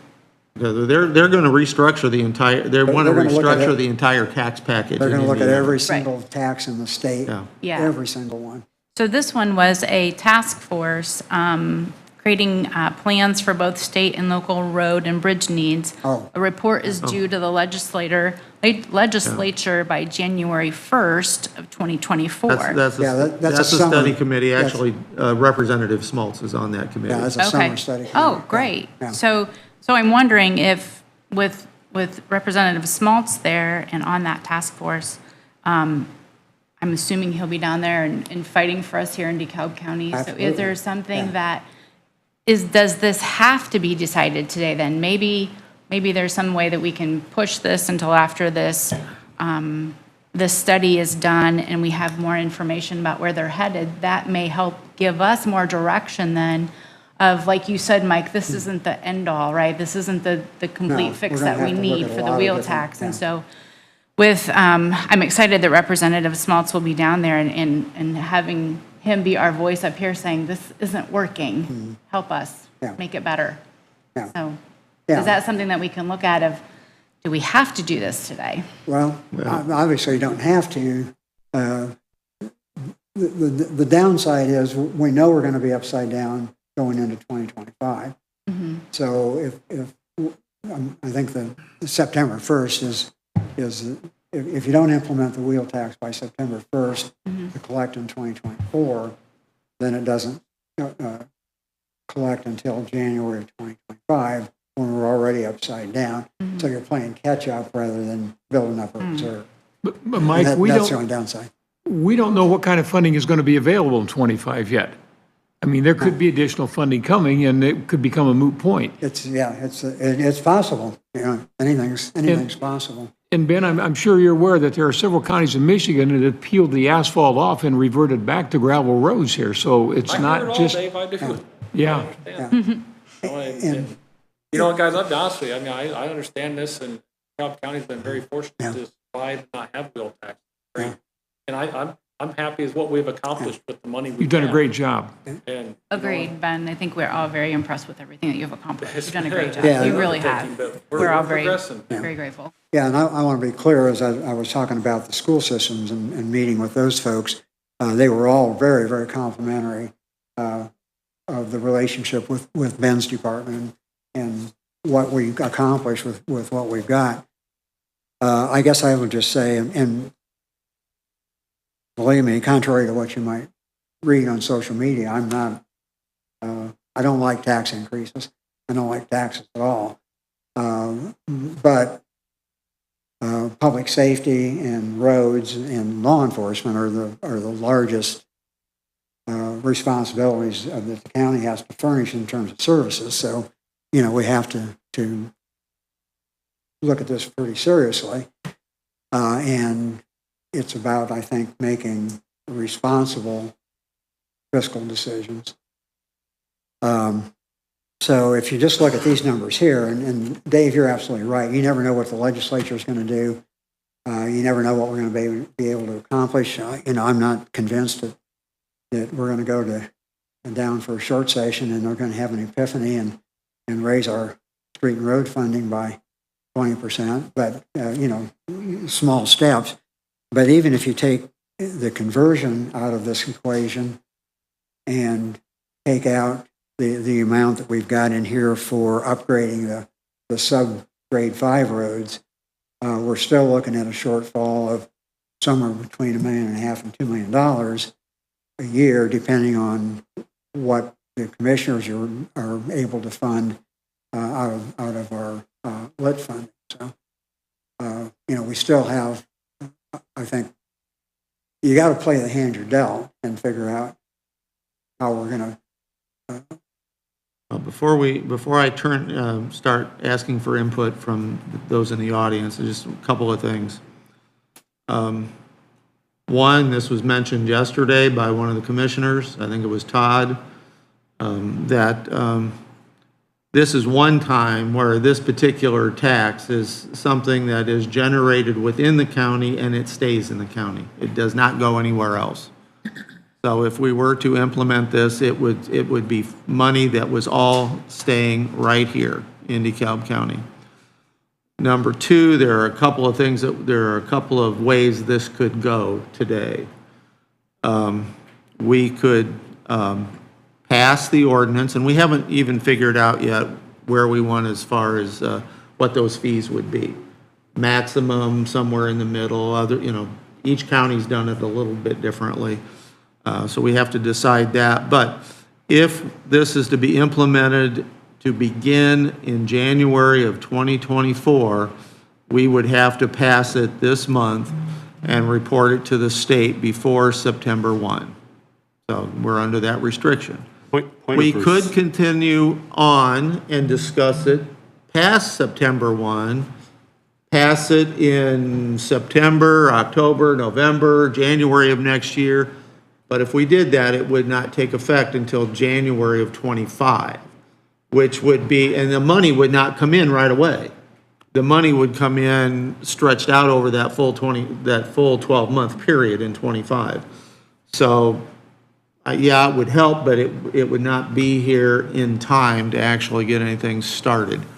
And we've kicked this thing down the road, down the road so many times now. That's why we're where we're at right now. So those are things that need to be considering.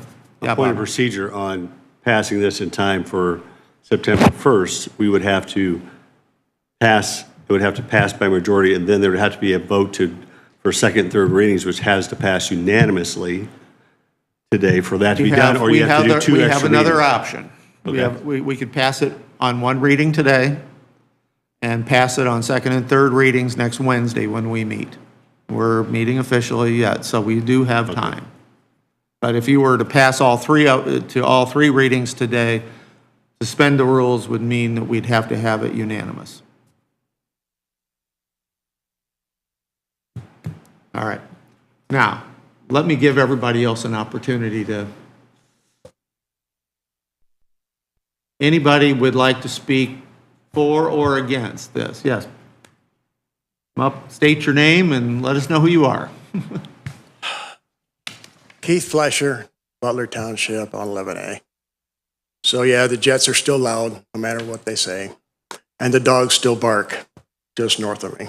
But what are you going to do, right? I empathize your position on how to spend the money that the taxpayers provide for operating the county. It's a tough thing, and I congratulate you on what you do and how you do it. It's really a tough job. I can understand. But but means forget everything I just said, right? You got taxpayers out in the county that have limited incomes.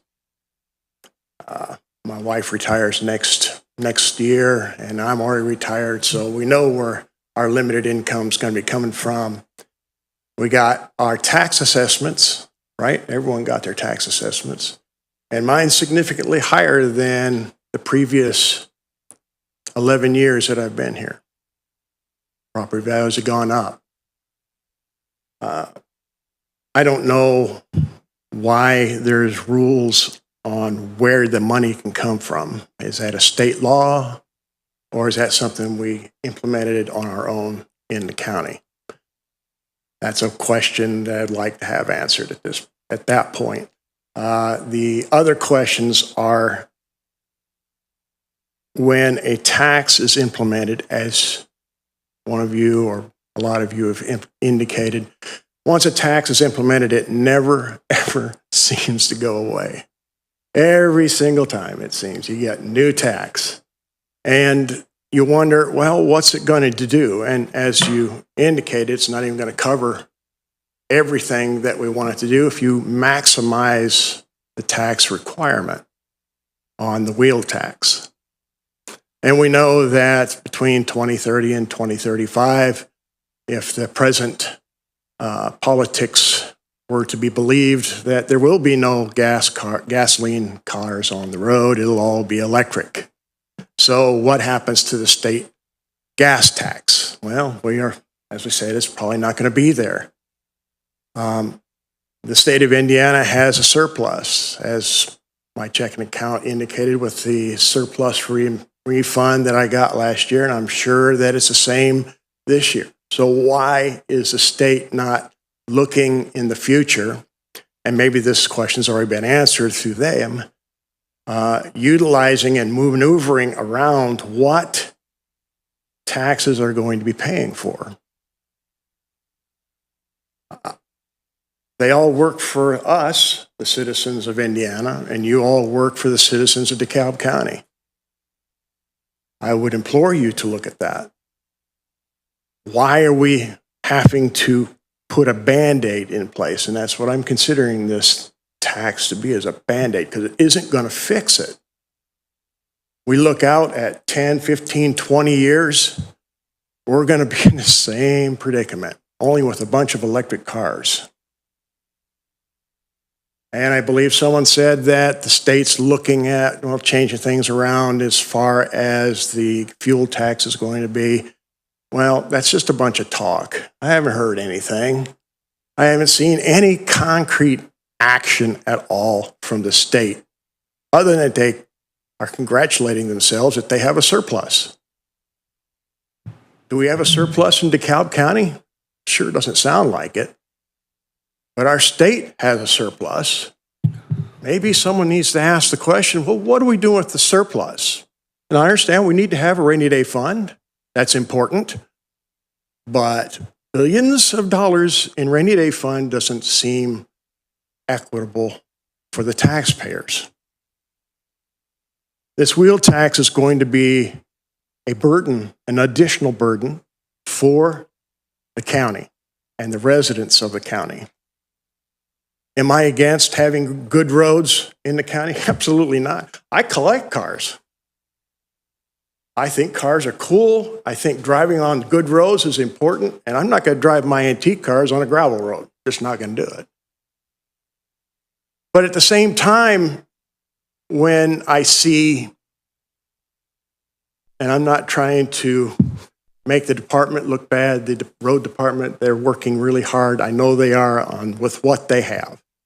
But when you dump perfectly good asphalt on a road and use a dump truck to mash it down like they did in front of my house, that to me is not utilizing your resources the way they ought to be utilized.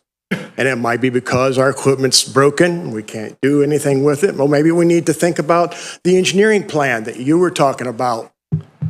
Maybe we need to have someone who is a professional and has done this throughout other counties and states look at our situation and maybe come up with a plan. I'd be more willing to pay for that than dumping money into something that's not going to fix the problem. Probably that's why we have never voted for it in the 20, 30 years that we've brought it up, as someone had said earlier. You have to look at, I would hope, what is the impact that this wheel tax is going to have on the county? What's it really going to fix? Or do we need to really come out of the box of our thinking and look at what things are possibilities? We're going to be paying more property tax to the county. Where's that money going to? Is that allocated for something else, or could we not move it into maintenance of our roads? I would think that since you're the governing body, you could make that happen. Maybe that'd be more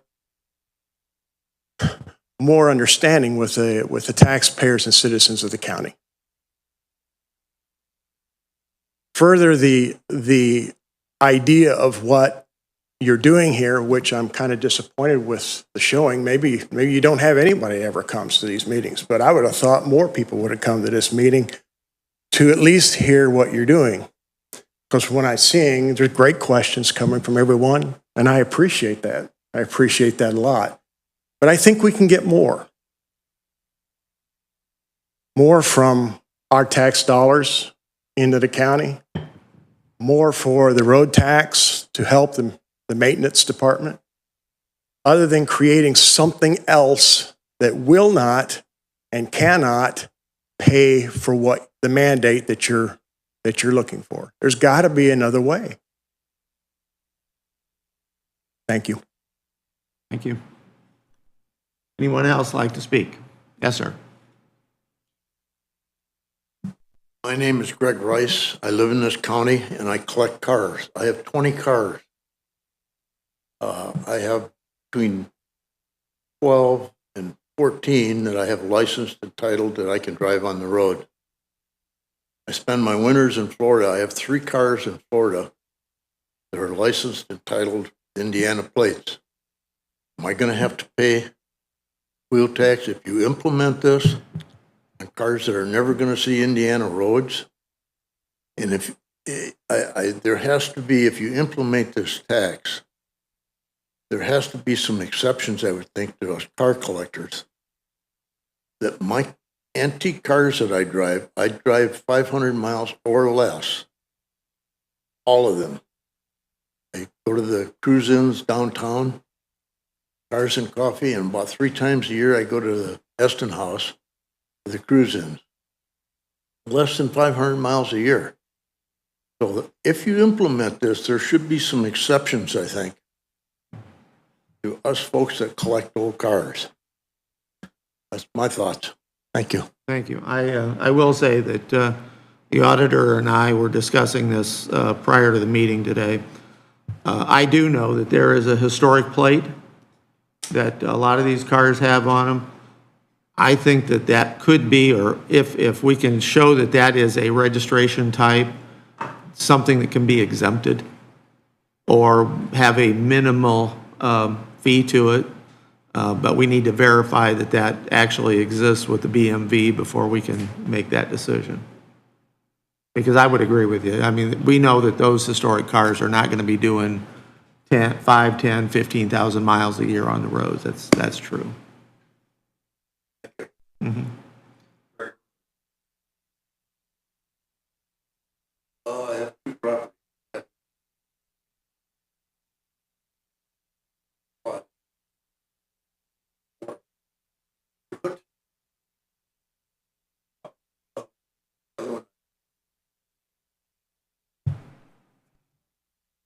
All right. Anybody else like to speak? Yes, Muzz. I am Muzz. Most everybody knows me by that, probably don't know my name. How many thousands or millions of dollars do you figure this road tax or wheel tax will bring in? Well, that's what we're going to figure out here in the end, but just doing the preliminary, what the total dollars it would bring in with the initial At the numbers. highest? At the highest. At the highest, it would bring in 3,460,602 total. 2.5 of that would be with the county, and 952,000 would go to the cities and towns. Go to what? The cities and towns. The cities, It's hard to- cities and towns, cities and towns get a portion Okay. of this. We don't get it all. How much per mile to pave a road? Ben, do you have those numbers with you? We can pave a lot of roads in the county. This is gonna get passed, I'm sure. It's a tax, you guys like to pass taxes. But I've got an old car, I put 20 miles on it last year. I sure hope you exempt the old cars. Thank you. You're welcome.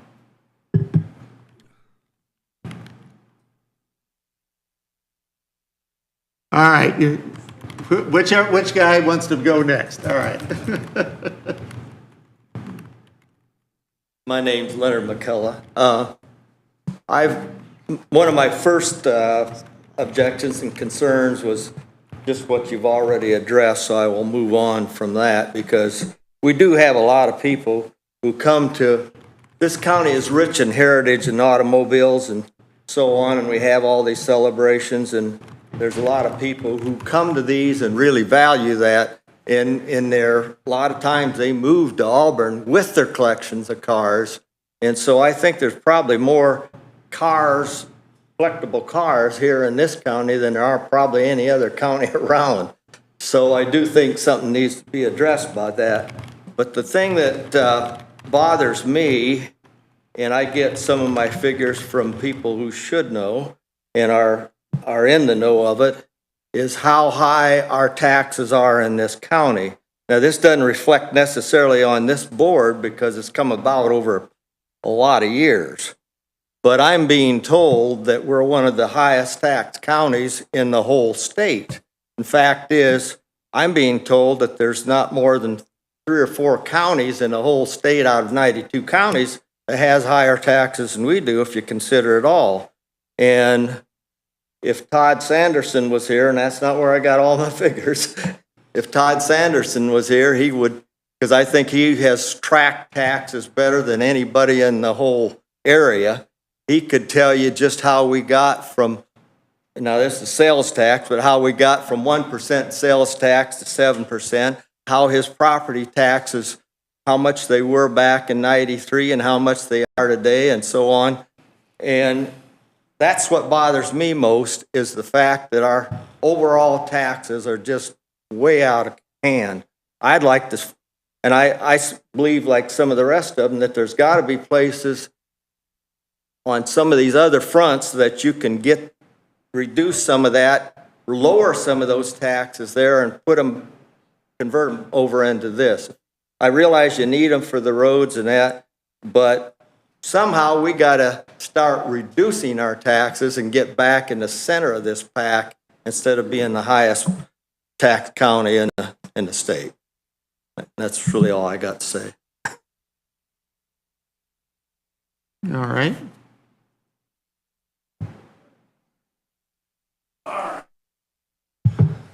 My name is John Pontius, local business owner, resident of this county. My business has been serving this county for 50 years. I'm a little apprehensive to do this because I have people ask me every day, how many cars do you own? Well, I never counted them because I didn't want to have to give them the answer. So I will just go on record saying I am just shy of 50 plates that I buy in this county. That's a lot of money. So this has a real effect on me and my business if this tax is passed. What's it do for future fleets? What's it do to our current fleets? What's it do to fleets that don't have registrations in this county? They have a presence in this county, but they don't plate their vehicles in this county. What about the farmers? We have lots of farmers. This is a farming community. A lot of my customers are farmers. It's a real impact on them. Trickles down to the food, corn, cows, milk, whatever. It all just trickles right on down.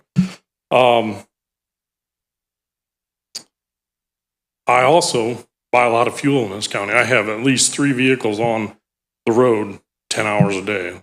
When the gas is high, my gas bill is sometimes $3,000 a month. So I think I'm paying my share, but I just want you to know my concerns. So, Thank you, John. I will say that if you've got people driving in DeKalb County that have got their vehicles plated in any one of the 3 surrounding counties, they're paying this wheel tax, but they're paying it to those counties. Yeah, I understand that. I will, since you mentioned historic plates, none of my vehicles have historical plates. So I think if you do something, I think the state considers 25 years or older a historic vehicle. I think you should cut it at that because sometimes historic plates are actually more money than a regular plate. And that we would have to check with BMV as to what they would do, because that would be a choice that they would have to make, or Yeah, I a understand. decision they would have I'm to just make. putting it out there. Yeah. Thank you. All right. Been requested that we take 5 minutes, so let's take a break and come back. It is 11:30. No, it's 10:30. 10:30. Well, it seemed longer. Let's try to get back here by 20 till.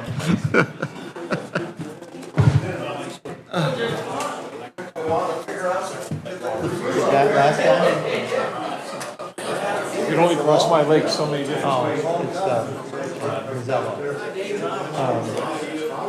I don't even know if I know his real first name.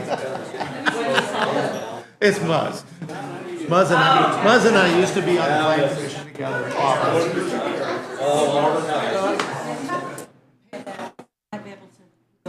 Yeah, but now.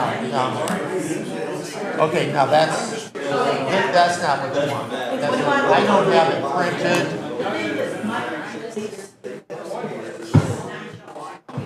Yeah, because this is where we'll be changing some of these numbers. Oh, that's what they're talking about.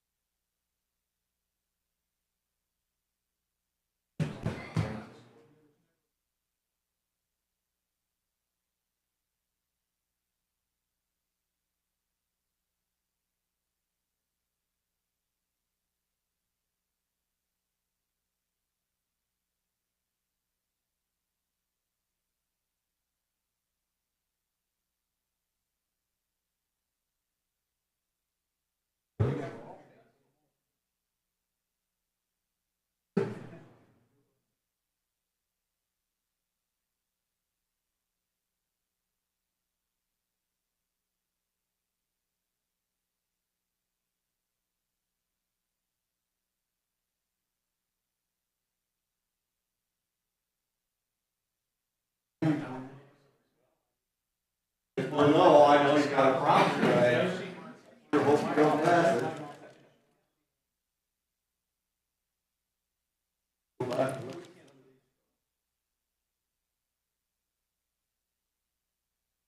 What's your prediction on the vote now? Still 6-1.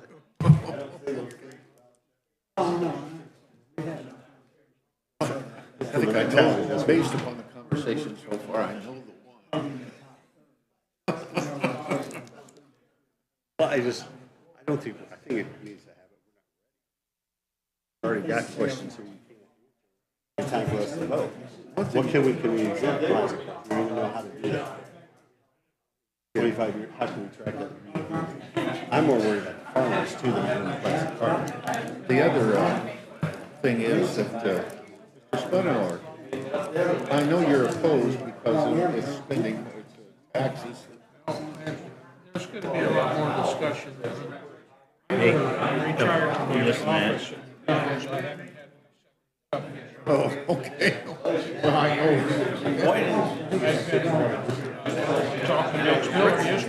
Someone should have spoke up and said, we are the contact places. Because, our advisor said that, what, we're 29th or something? Yeah, I think we're around 30.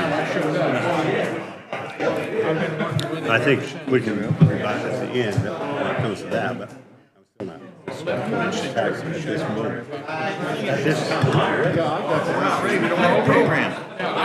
We don't have a program, we don't have communication with B&B to know what we can exempt. Okay, I'll let you know. I'll give you a call in the next couple of days. Trucks and trailers. Well, I don't want all the trailers to be retaxed. The farmer may have one semi and 8 trailers. I got 2 semis and 6 trailers. Every one of them trailers probably sits. And those trailers you might use twice a year. A lot of them, we don't put more than 500 miles on. One of the things that they did mention is the income tax money is going up. So there's more lit money available. Right. Yeah, if you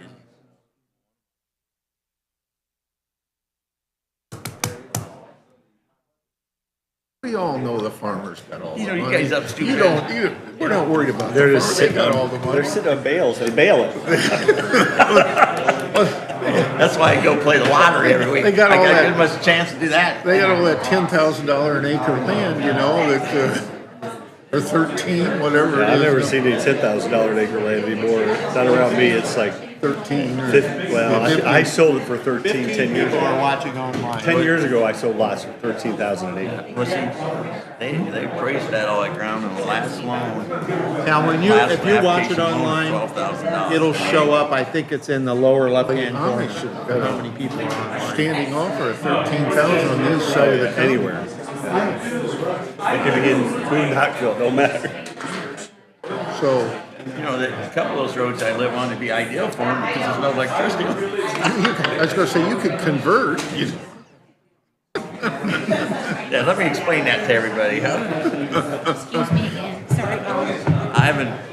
I My biggest worry when I go, my daughter took cattle up today. That's what we mess around loading cattle. You're hitting one of those damn buggies.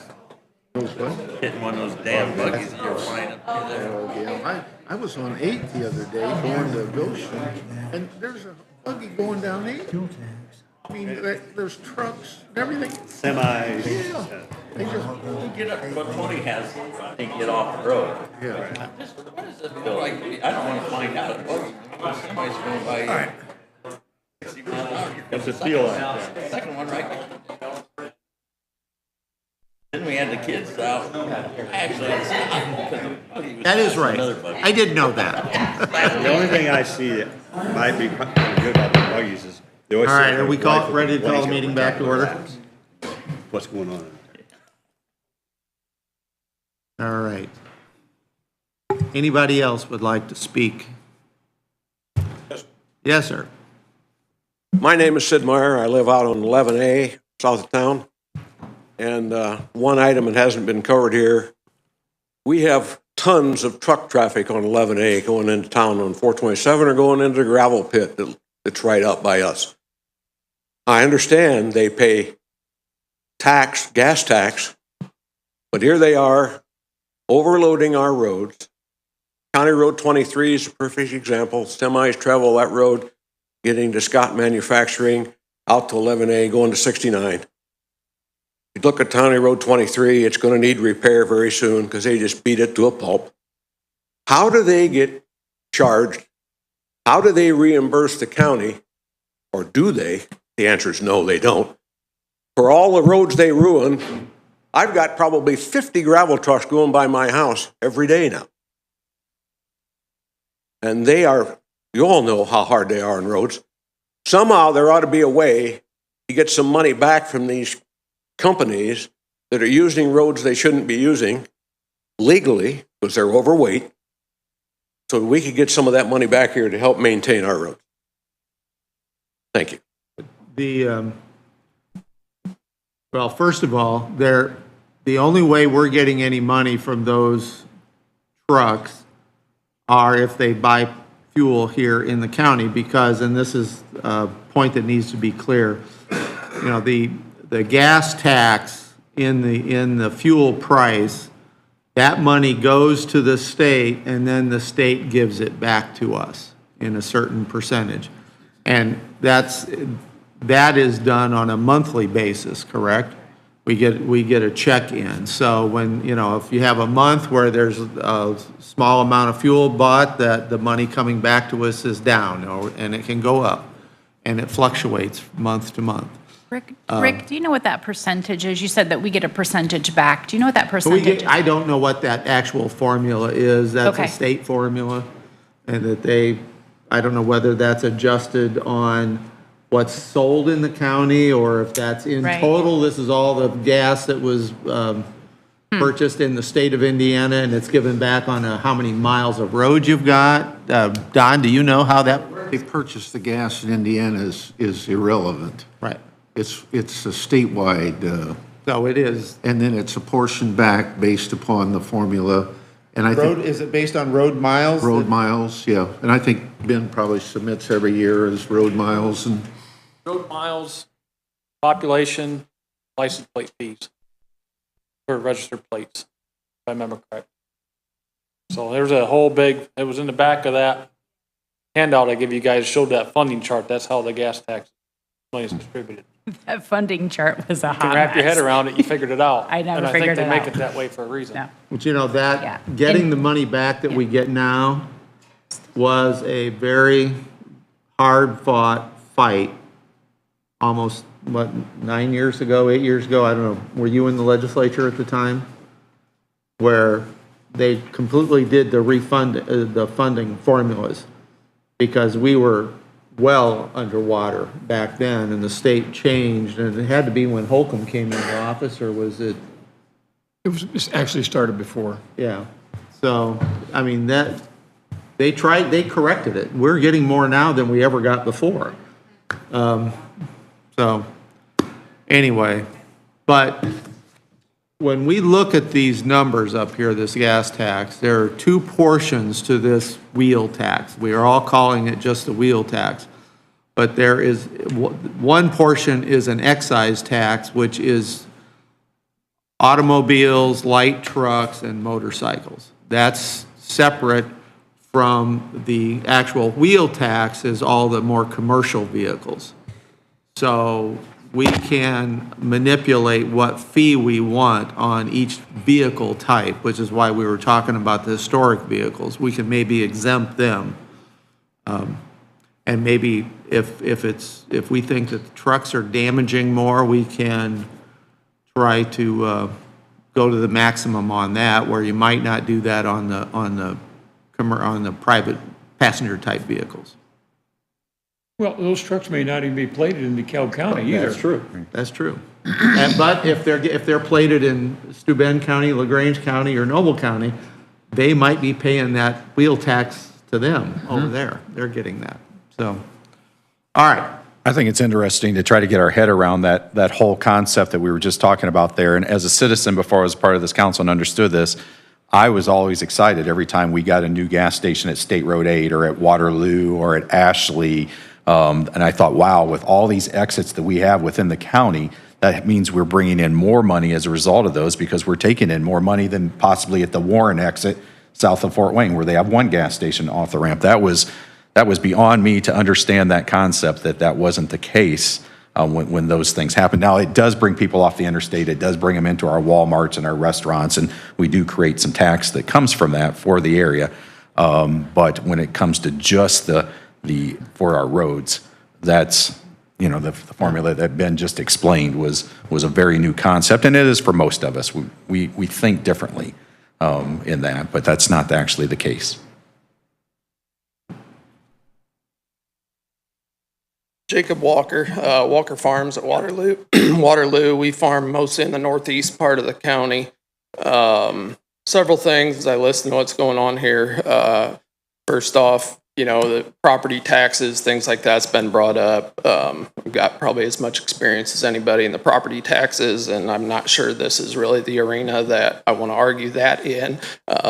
This is siloed off, and I sympathize with some of the thoughts, but we can't, you guys are bound by what you can do for roads. So looking at just the wheel tax as we're talking, personally, I'm in favor of it from our business standpoint as well as the county. We talk about the heavy trucks. The reality is, if this county wants progress and move forward, we've got to have some of those. We want the businesses here that require some of those. Your guys are never going to make every one of us happy in this room. Anything from the collector cars to the heavy trucks coming in from other counties, there's no way to make this perfectly fair. In my mind, of all the taxes we pay, this is probably as close to a user tax as what you can get. There's probably some things, chess pieces you can move around on the board to try to make it more fair. In our case, everybody else has pleaded theirs, so I'll plead ours a little. We've got 5 pickups on the farm, 5 semis, and a slew of trailers. Those semis run just a couple months out of the year, and no problem. I agree that heavy trucks are as hard on these roads as anything. The trailers that we have on the farm in particular, in my mind, are different than a commercial vehicle. Yes, they mostly stay in the county, so you've got that argument. But also, instead of a commercial vehicle pulls 1 or 2 trailers, we've got a slew of them that them trailers sit 90+% of the year on a lot of those trailers. And we're hooking multiple trailers to one truck. So farming, the farm plates in my mind are a little bit different. Again, we use these county roads as much as anybody, but we do have a lot of trailers, and different than an RV or a collector car, I don't have that choice. I did not choose that as a hobby. This is my business, and every one of them trailers, some of my trailers is going to cost. Got no problem with the pickups, no problem with the semis, but it is a direct cost to our business. Again, very much in favor of the wheel tax. You got a tough job of divvying it out. But again, it is, in my mind, a user tax, one of the few that stay here. And I think a lot of the discussion on other taxes, there's other places to argue some of those. Today, we're talking about the wheel tax. Thank you. Thank you. I can say that, because this question came up last month, and farm trucks, farm semi-tractors, farm semi-trailer, and farm trailer are all separate categories, so they can be done at a different rate than another type of semi. Again, semi-side, they do drive a lot for miles than commercial truck. They are here in the county. Trailers. Okay.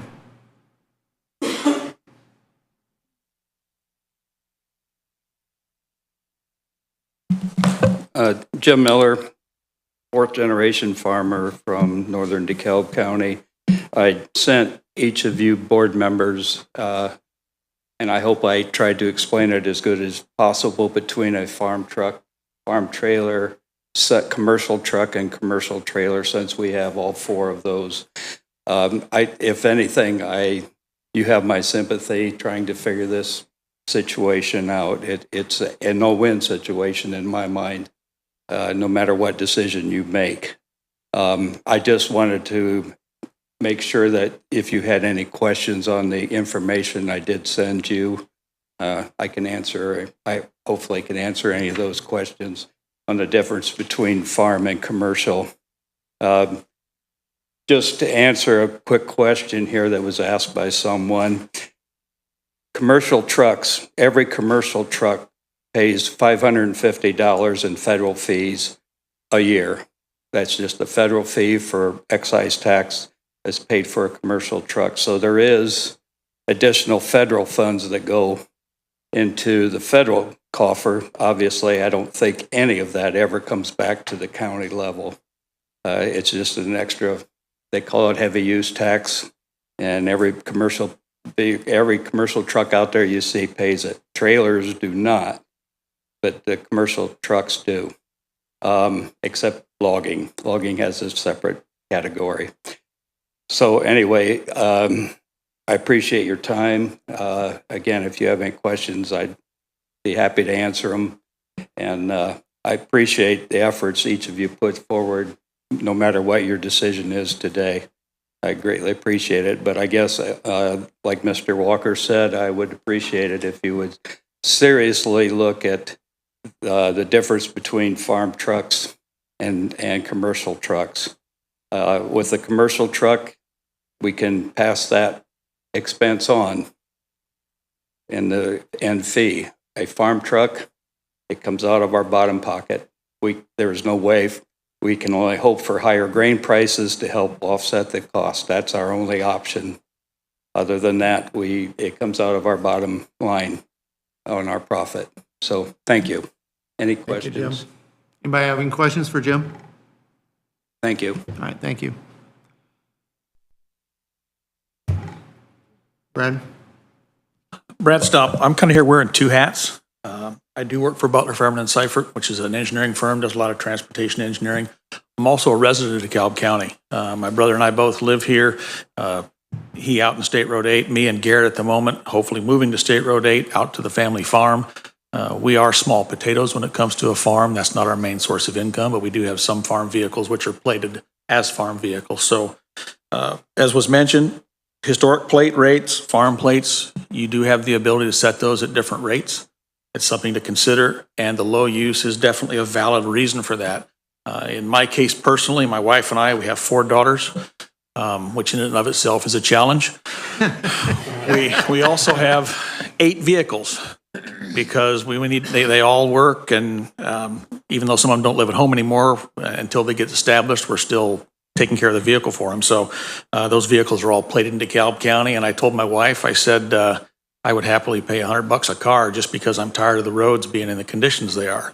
My father was a state trooper for 34 and a half years. He drove DeKalb County a lot, and he made the comment then that there are times that he had to slow down response time because the roads itself were in bad shape. And he was taught at the academy that 100% of the officers that never make it to the scene don't do any good for the people at the scene. In other words, if you don't get there, you're not helping the people who need your help at that point. So he was definitely in favor of it. And if he were still alive today, I would have had him up here and he would have very, very vocally said, yes, you need to do something to get to where the roads in the conditions that they should be in. As far as the truck traffic, the state NDOT commissioner at a conference I was at once made the comment publicly that their studies have shown that heavy trucks do the same amount of damage to a road as 19 to 20 passenger cars. So you can see that there's a significant amount of damage that those trucks do compared to you or I driving our personal vehicle down the road. And that's one reason why setting the rate for those types of vehicles higher makes sense, because they are doing more damage. Unfortunately, you're right. You're not going to catch the ones that are driving in from out of another county. But hopefully there are some in this county that are working elsewhere that you might catch at that point. It's just kind of the luck of the draw at that point. Not much you can do about it. This will not solve your problems. You look at the numbers, there's no way to make it work. I know this was called a Band-Aid, and I understand the thought process behind that. But I think another way to look at it is if you've got a hole in the road, you're not going to fill it with the first shovelful. You're going to fill it with multiple shovelfuls. This is a case where this is one small part of what it takes to fill that hole. You're not going to be able to find any one magic bullet that's going to solve the problem for you. It's going to be a series of small fixes, small steps to get to that point. So that's the way you have to look at this overall. You can't look at this as we're going to pass this today and walk away tomorrow happy. I don't think anybody's going to walk away happy, those who support it or those who are against it. But when I was on the city council in Garrett, I always felt that if I ticked off everybody in the room, I probably was somewhere in the middle. Because at that point, people who were against it or for it were not happy. But if I satisfied one or the other sides and they were happy, I knew I was too far to one edge or the other. The assessed value that was mentioned, one gentleman mentioned that he had got a notice from the county, and I think, as he mentioned, almost all of us probably have. That was the assessed value for next year. Your assessed value can double, triple, quadruple. That doesn't mean your taxes are going to double, triple, or quadruple. The taxes are based off the total assessed value of the county.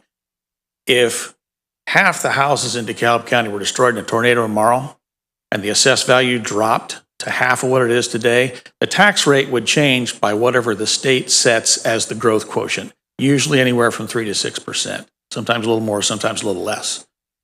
So if that were the case, all the taxes would basically double on the houses that were left. If this county doubled overnight in terms of homes and businesses and our assessed values doubled overall, everybody's taxes would be cut in about half with the 3 to 6% increase that we're going to see from the state. So I wouldn't be too worried yet about your assessed value going up as much as it did.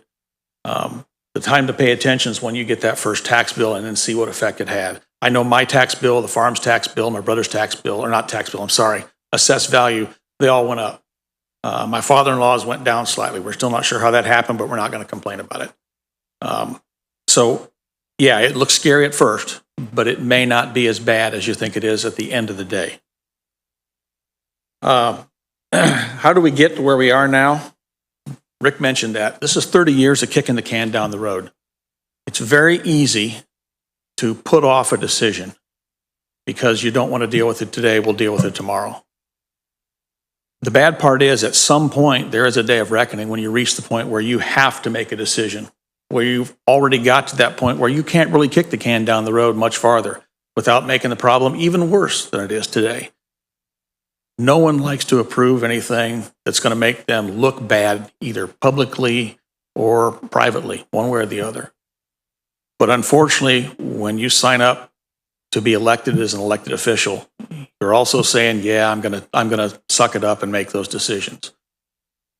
You're not going to like them. I know I didn't like all of the decisions I made when I was over at the city of Garrett. I also really hated it when we kicked the can down the road, and I disagreed with several of those and got to the point where I said at the end of my last term, I'm done. I will not run again. God himself could not convince me to run. And I stuck to it because I got tired of seeing the can kick down the road. And I know at some point, I'll have moved out by then, hopefully to the farm. But at some point, I know they're going to be facing some pretty significant costs when it comes to a couple of different things. It's not a popularity contest, or isn't meant to be. As public service, you've got to make those tough decisions. Dave, I understand where you're coming from in terms of concerns on fixed income, et cetera. I also know I've heard this discussion since the 90s, and I know those same concerns have been brought up every time. They are never going away. There's never going to be, unfortunately, there's never going to be a point at which everybody is going to be perfectly whole from a financial standpoint, and no one's going to care about an extra tax one way or the other.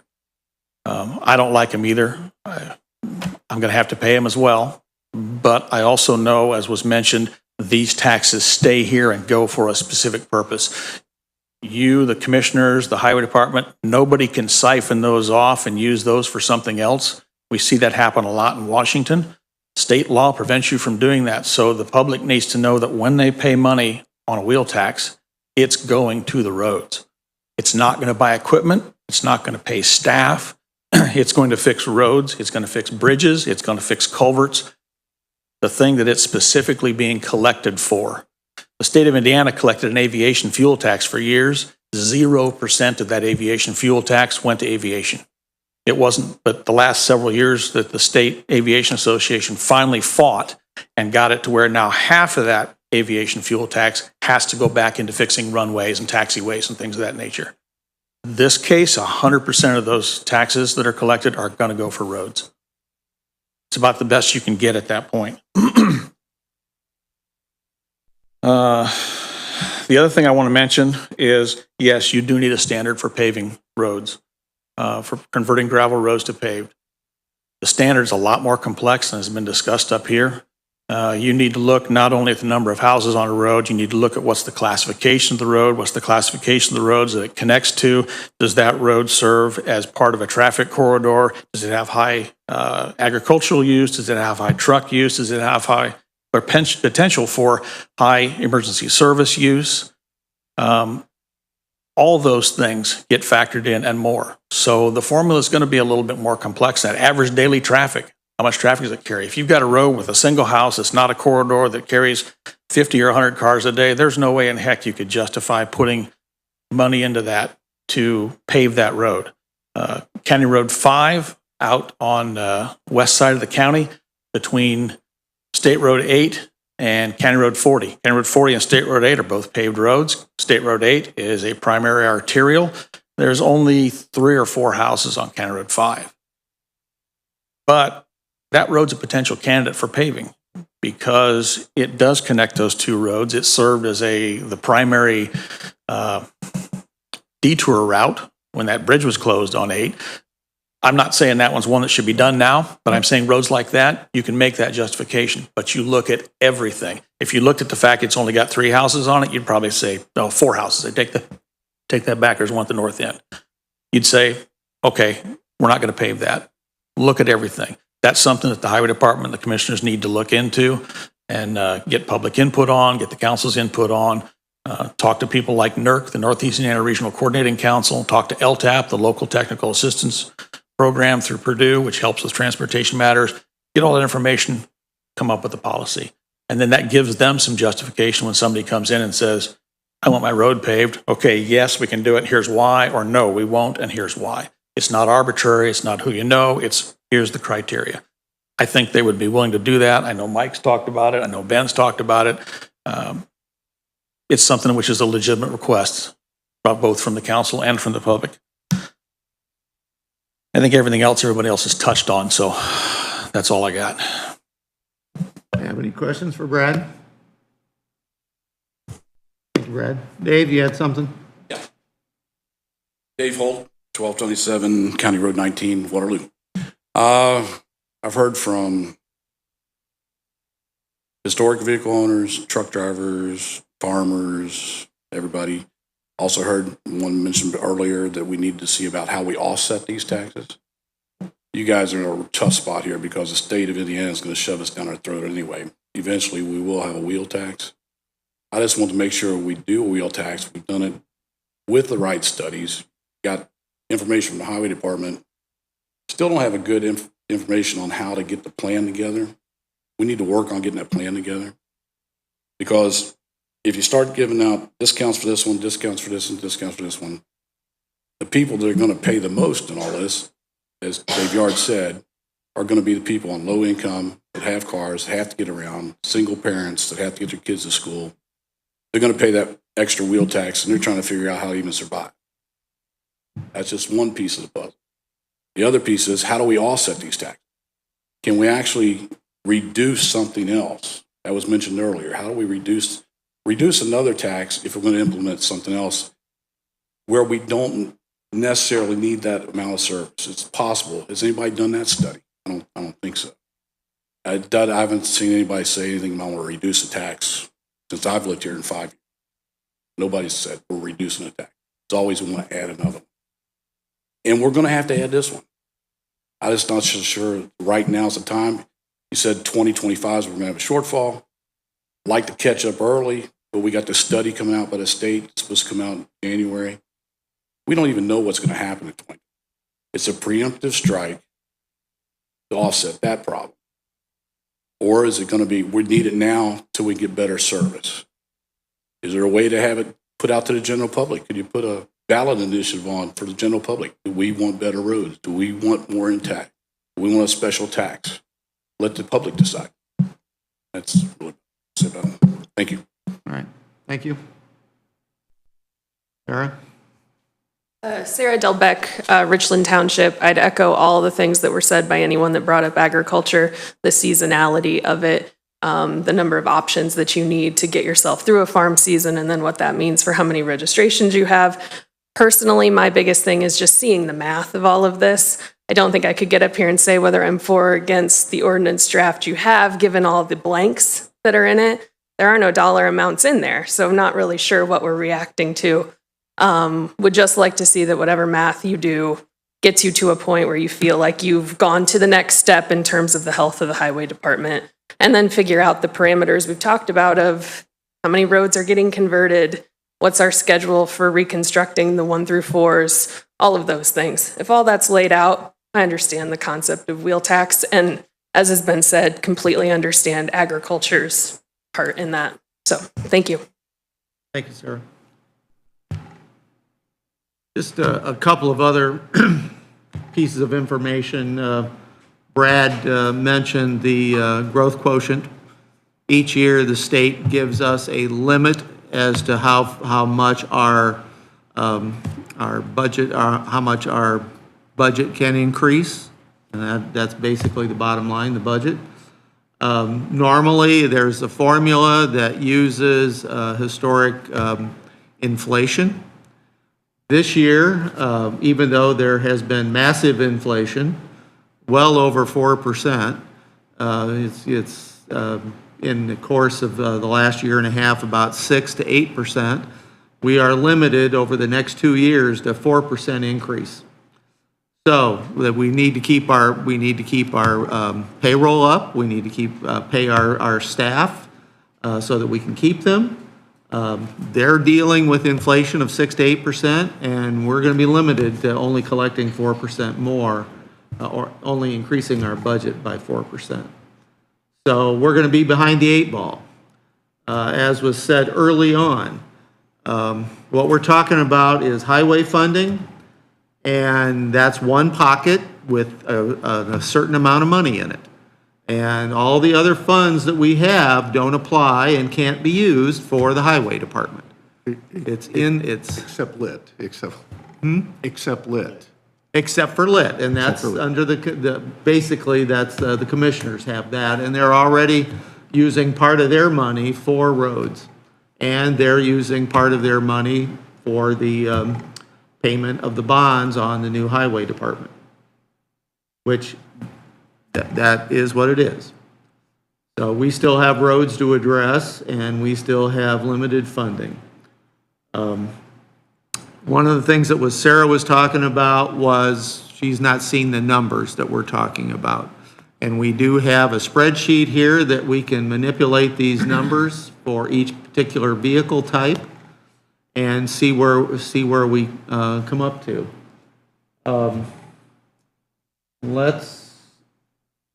These that are displayed up here right now are, that's the wheel tax, the more commercial vehicles that we were talking about.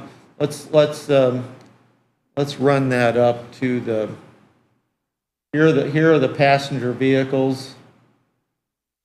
There are, you've updated those numbers, right? Okay, there are currently 29,774 passenger vehicles registered or plated in DeKalb County.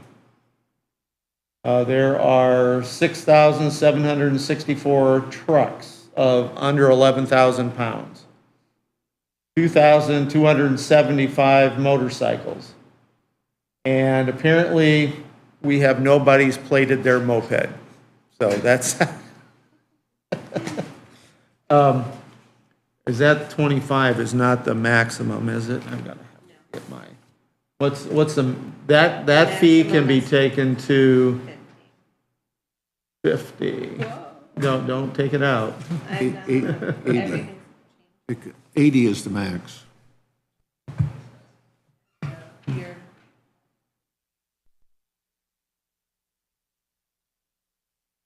And there is a difference if you do not have an asset management plan, which is what actually has rated the roads. The maximum you can go to is $25. My year's $25. With the asset management plan, that plate fee can go up to as high as $50. Now, swing back over that direction. We currently have it in at $25.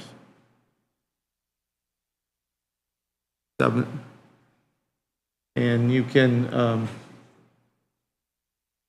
that would generate, and again, this money gets split with the cities and towns, but at $25, it'll generate $964,503.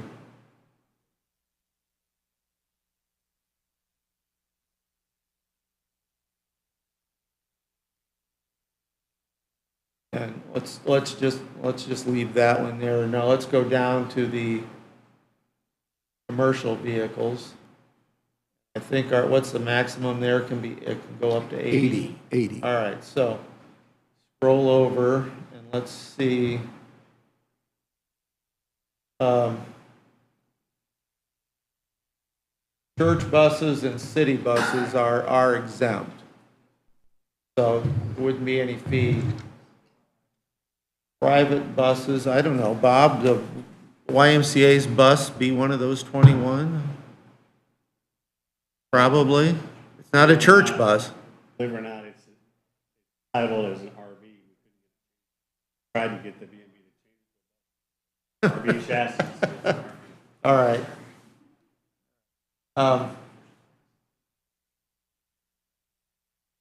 Well, you got 21 buses in the county.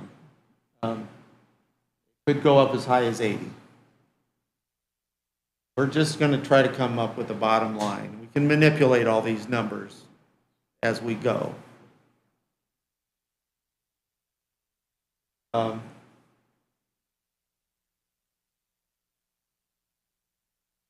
semi-tractors, 130 of them. Farm semi-trailers, 104. Farm trailers, 190. Farm trucks, 290.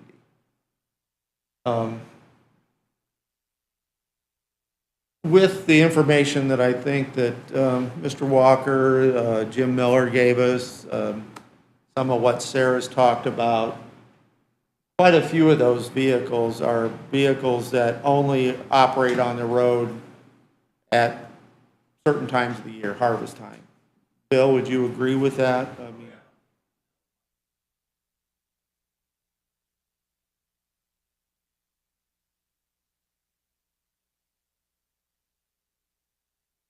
that's one that could go as high as 80. You want to leave it at 40 for the time being?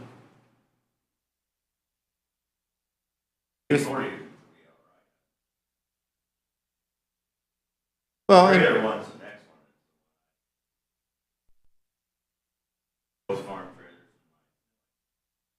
hours.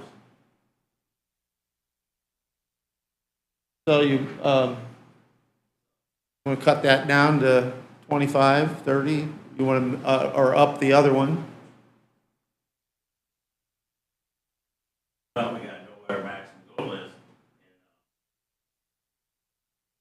Me, the farm semi-trailers and farm trailers shouldn't, I would say 25 would be the max I'd go. Okay, put them in at 25.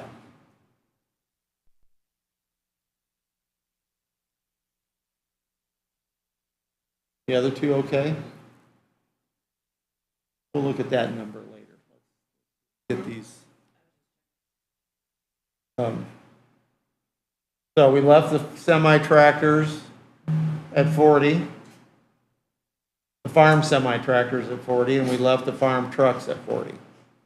Good with that for the time being? You can't see? What do you? That's what happens when you get stuck in the back of the room. There's an open chair right there, take it. Yeah, come on, come over here and sit by me.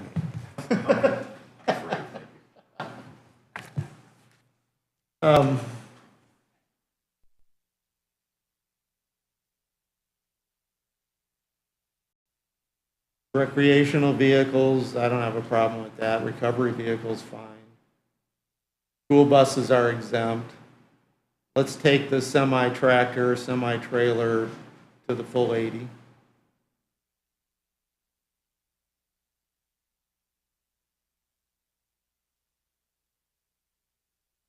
Now, the one thing that's not reflected here, and Brad or Ben, maybe you know, the legislature made a change this year that took effect July 1. I believe that trailers under 3,000 pounds now get a plate once, and it's good for the life of the trailer, I think. I think you're right. I think you're correct. I think you're correct. Think so? I agree, yeah. The legislature made a change this year, and trailers less than 3,000 pounds now get a plate once, and it's good for the life of the trailer. The life of the owner. To the owner? To the owner. To that I owner? think is- And it's that way with commercial trailers and farm trailers. They're all permanent One-time? plates, the one-time permanent plate. We still pay a registration fee every year, just like every other, but the plate is permanent. In fact, my semi-commercial truck has had that plate for, 25 years, and they've never replaced it. You can't hardly see But the numbers. do you have to re-register it every year? Absolutely. So, and that is where, is that where the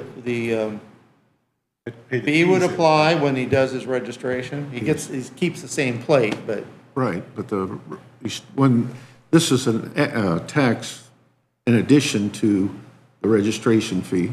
Correct. Okay. It'd be just like your excise tax would be additional to the actual plate. I'm thinking that that change got made, there's no more fees on those 3,000 You have to look at or that. less. I know there was a change made because I read it when I looked at the statute, but I can't recall how it was worded exactly, so I have to look at that. Yeah, we get a statement every time. I've got permanent plate in my two semi-trailers, and every February they come out and we have to pay it, so if we're gonna put a wheel tax on it, we're gonna still get it. But the plate never changed. Okay. Is that 3,000 pounds gross weight, trailer plus tear, or what? I think what, gross weight. Gross with load. They were trying to match something that they do in Michigan, is what I recall. They, where you get a plate once and you never have to do another registration on it ever again. There for something my son was actually dealing with it as a boat and trailer that he had. That's a pretty small trailer. All right, so we made those 80s, special machine. Special machine category. No idea, but there are only 7 of them.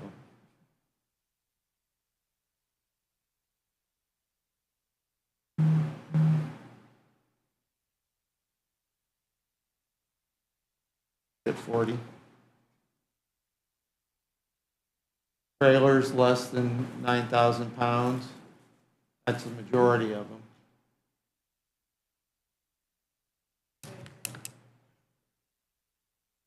$20.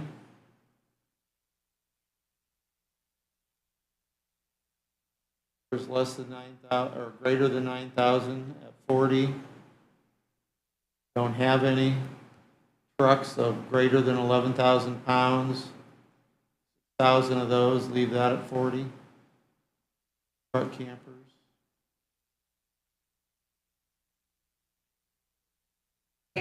Yeah. Yes, and actually, Amy, didn't you put together a spreadsheet? Can you grab your spreadsheet and let's see where those are at? That's what I wondered. I just wondered how other counties that split it up like this have Well, fallen. and, you know, we're fighting the direction or advice that we've been given, because you got some that, actually it was mentioned yesterday by one of the commissioners, where just go to the maximum and then you don't have to worry about it ever again. And I've had some of the other counties tell me that, but a number of the other counties did not take that approach. Yeah. And And I think this is a good approach. I just wondered how it lined up with other counties that did this same thing. So as far as splitting up different costs. You had multiple sheets, multiple counties. Yeah. So it's really all over the place. Some counties exempted a lot of the wheel tax, exempted a lot of the different categories.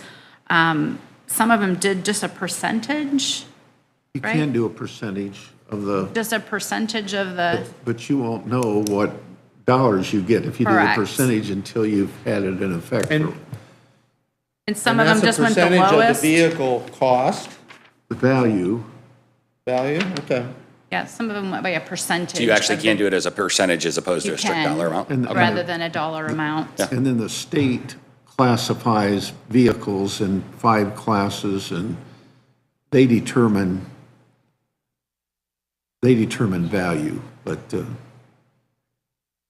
So for instance, Noble, Steuben, Wells, I have Whitley. Whitley's changed theirs, it looked like a couple times over several years. But it looks like most of them are at a percentage, again, Noble, Steuben, Wells, except on the excise tax, which would be the passenger vehicles, the motorcycles, the trucks.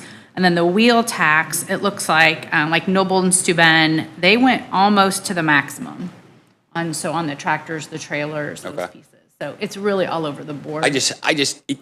We're sitting here and you guys are going through numbers right here and you have reasons for different ones. I'm just wondering if we were taking into account what other counties did for these separate categories and stuff, or if we were just kind of making our own. It looks like Steuben is the one that's gone to the max. Okay. And then they use the percentage, which they use a higher percentage than Wells uses 6%, Noble County uses 15%, Steuben uses 20%. Okay. And there's a minimum on all of those that you have to collect at least the minimum amount if you pass it. So Okay. $5, I think is it $5 on the So you can't just excise fully tax. exempt an entire category and say they're going to pay nothing for this. yeah. Yes, you can. Okay. But you have Yes, to you have can. a excise tax and a wheel tax. You have to have something taxed in those two. You have to have both, the excise and the wheel tax. Okay. But we can look at different categories and say, we're not going to tax those particular categories of vehicles. Okay. Thank you. And Amy, on LaGrange County, they just do $20 on trailers and farm vehicles. All the other ones are exempted? Correct. Yep.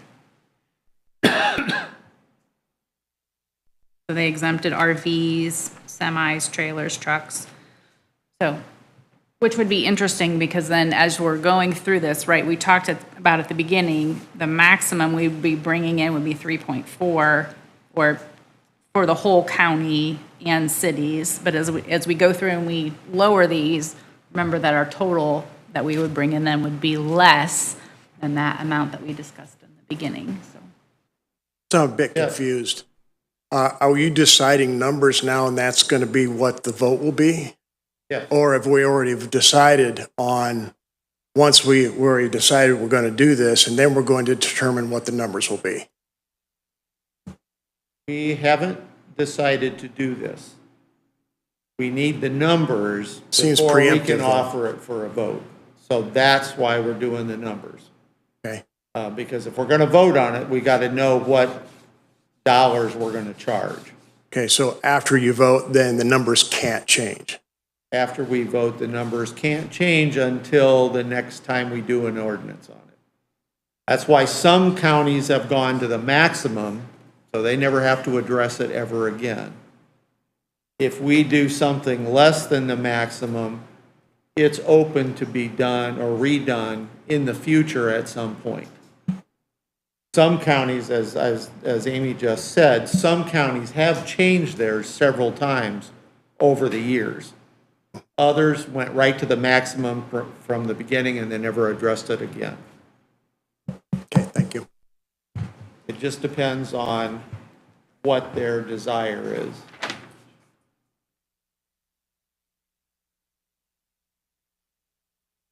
All right. Rick, I think that was a good point made. I personally feel like we're kind of jumping the gun and setting some numbers, and I'm not sure that I'm prepared to vote for it. And so I feel like if we come to a consensus that, yes, we all want to, yes, we're going to vote for a wheel tax, then we set the numbers. But if there's a major consensus that we don't want it, then maybe this is just. And we could do it that way. If you want to vote first as to whether or not, well. Just a vote of saying, hey, we would support a wheel tax, and then we would work on the numbers, or. As long as you realize that if we come out and say we're in support of a wheel tax, we've got to figure these numbers out today. Correct. So But that's a we can do it that commitment, way. though, that we will have a wheel tax. Correct. Can Are we we all change? there? Can we I don't know that change- we're all there at this point. I don't know Can that we're we- all at two- the two point where we things. want one. Can we wait and everyone gets the numbers and look at it and vote on next Wednesday on it? It's a good suggestion, too. And that give us a little discussion. And number two, if we have the first reading and it passes before we have the second and third readings next Wednesday, can we change that in between them? I think we can. You can amend the ordinance. Bill, I would prefer to do it that way. If we're going to have it, I would prefer to do it on first reading today, bring second and third readings next Wednesday. So in other And words, not do that and you today. say that we can change it if we, You can amend the Amend ordinance it. between first, second, and third reading, sure. You can always amend the because ordinance. there's a lot of information there that I don't know. So it can be amended. The suggestion of waiting to do it all next week would just be that you all need to be under the understanding that when you waive that motion, you all have to agree that you're waiving the second and third reading, all because we're in the time frame. So, And we just got one meeting on Wednesday. yeah, That would have to be unanimous. right. So, I Which mean. is why I don't want to go with all three readings today. Well, it still has to be unanimous for the second and third, though. You have to waive it on second and third. You got to waive the, Second. then we can vote second, third, don't have to be unanimous. Has to be a favor. amounts to the state by September 1st, Yes. not just All we have to do is want or we don't. change the Oh, rules. it has to So it's be gotta in unanimous. place. So that they can By start collecting September. those taxes in January. Because it would start Dave. effective January Uh, 1st, No, yeah. 2024. The exercise of figuring out the rates per unit, Dave Holt, Waterloo. It looks like we're forcing an issue of rates that might be acceptable to the public or to the individual categories. Does anybody know what they want to give to the highway department? Do we say we want to give 900,000 and then fix the rate? Or do we want to give $1.2 million and then apply the rate? It looks like we're going in the the wrong direction. We should have a goal. Ben needs $1 million. Ben needs $2 million. Ben doesn't get just whatever the rates are acceptable to the public because those can be changed next year. We're gonna get to where you're talking about. With this, I think at minimum, we want to be able to pick up 1.8 for the county. Okay, so Now, it's wonderful whatever the cities get. That's wonderful that's- for that's- them, but So the end goal is to adjust the rates to get to 1.8 million. Okay, that's the part was missing in this first part of this and exercise. we're just kind of seeing How close you're gonna get. how close are we? And Okay, what do so- we need to manipulate So from the more? general public standpoint, we want to try to get to 1.8 with this wheel tax. If you decide to elect And- to go forward. Okay, There are from this, what the commissioners were given yesterday, there were two different proposals. One was to do things within a 5-year period, and one was to do things within a, is this 10 years? 10 years, Mike? So there's 20. So we got to get in between these two numbers somewhere, Dave. But I want to know what this looks like. Because in looking at this, Whitley County has kept the passenger vehicles, motorcycles, whatnot, at a fairly low rate. That's going to be the majority of your people that are on a fixed income or have other financial issues, that they've got to have their car to get to work and whatnot. So can we be more generous, I guess is the word I want? Can we be more generous on that side and go for the max more on the commercial side? That's what I would like to know. Try to accommodate all of them. Yeah, Brad? Yeah. Brad Stump. Your 1.8 million, where are you getting that figure from on your sheet? From this sheet here, where it's cost per year. Okay, you're only looking at part of it. Column 2025 in the middle, that's the one that actually has the numbers. The 1.8 is just to get rid of the 1s, 2s, 3s, and 4s. And it's just there to show where that number comes from in the columns 2024 and 2025. The number you need to shoot for is 2.825, basically 2.8 million. That's based on what? It's based on the number in column 2025, the column for 2025 on the sheet that you were given. That's the proposed alternative. I think shooting for 5 years and to get rid of one of the 4s is incredibly aggressive and very expensive. The roads didn't get that way over a 5-year period. They got that way over a 50-year period. So to fix them over a 20-year period is a lot more reasonable, and it's a lot less burden to the taxpayers. Meeting, everybody gets to talk. So it'd be 2.8 if that's the target you're shooting for. Oh, the 2.8, all right. Well, that means the full All right, max well, anyway, tax, let's, 3.5 million. go down here and see what's that brought us?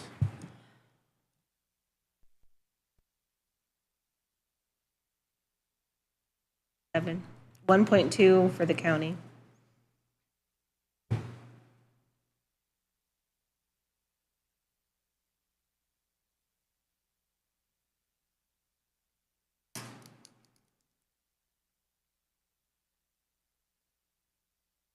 All right. Let's stop there for a moment. Let's address what Amy has brought up before we manipulate this anymore. I would ask for a motion to, as to your consideration of a wheel tax. Is this something that we want to address now, or do we want to have additional information? However you want to put this motion, Amy, since you're the one that brought it up. Yeah, I'd be happy to make a motion to actually pass a wheel tax and really any amount that we see fit. I think I did it again. I just lowered my seat. It's like the third time today. That's embarrassing. But I understand that we have to fund our roads. It's important. It's a major factor of what we do for our county. I am concerned about the cost on our citizens who can't afford it. It's a big, doesn't always feel like it, right? Because some of us sitting here can afford it, but I've had a lot of people reach out to me and say, I can't afford it. However, I understand that we need to fix the roads. So I would make a motion to pass this with one caveat, and that would be that we look at to offset these taxes that the county would have to pay, our citizens would have to pay, that we would offset those by eliminating tax abatements for the next 5 years. That way that we would begin to put in some of those dollars back into the pool, and that would help eliminate some of that tax burden on the rest of the citizens. Otherwise, I don't know that I can afford it, or that I can vote for it without some kind of looking at a way to cut taxes somewhere else. So tax abatements seem to be a good way to help make up some of that lost revenue, and that's how I would do it. Okay, you said I said a lot there. Yeah, you did. So eliminating tax abatements for the next how many years? 5. If we're going to ask our citizens who can't afford it to do this, then I think that we need to ask our businesses to help as well. And we're all going to have to work together on this. It's a big deal. So your motion is to pass a wheel tax with one caveat that the taxes the citizens would pay are offset by eliminating tax abatements for the next 5 years. Correct. Are you talking new tax abatements or ones that are currently in phase of their Good question. years? I would say new ones. The ones that we've committed to, we can't go back on that. So that would be new. Yes, Dave. Got to be a second before you get discussion. Okay, all right, thank you, Don. Is there a second to that motion? For discussion purposes, right? Gotta have a second before we can discuss it. Okay.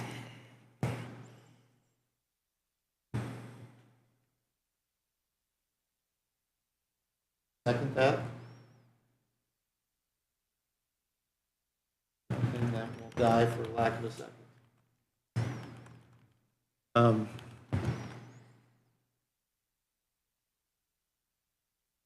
Let's ask for a motion that doesn't have the second part of that about the tax abatement. Is addressing a wheel tax something that the council is willing to move forward on? I'll make a motion for the move on with the wheel tax, just to see what kind of program we can come up. I don't agree with everything that's up there, but, since this is the first reading, I think we have to make some adjustments by next Wednesday, and I think we should move on. So I'm going to make a motion that we look at it and move on, and then we'll see what happens next Wednesday. If it don't make it through second and third reading, we go. Is there a second for that motion?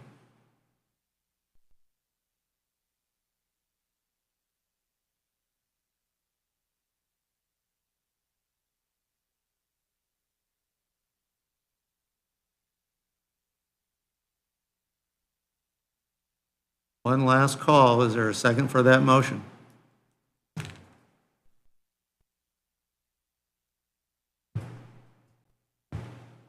All right, so that dies for lack of a second also.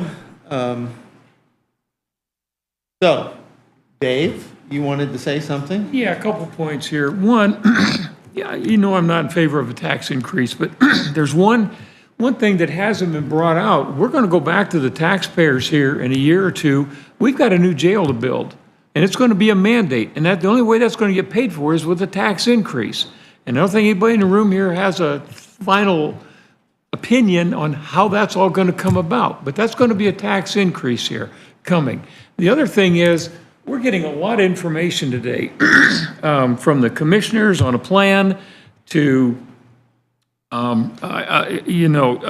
just a lot of things.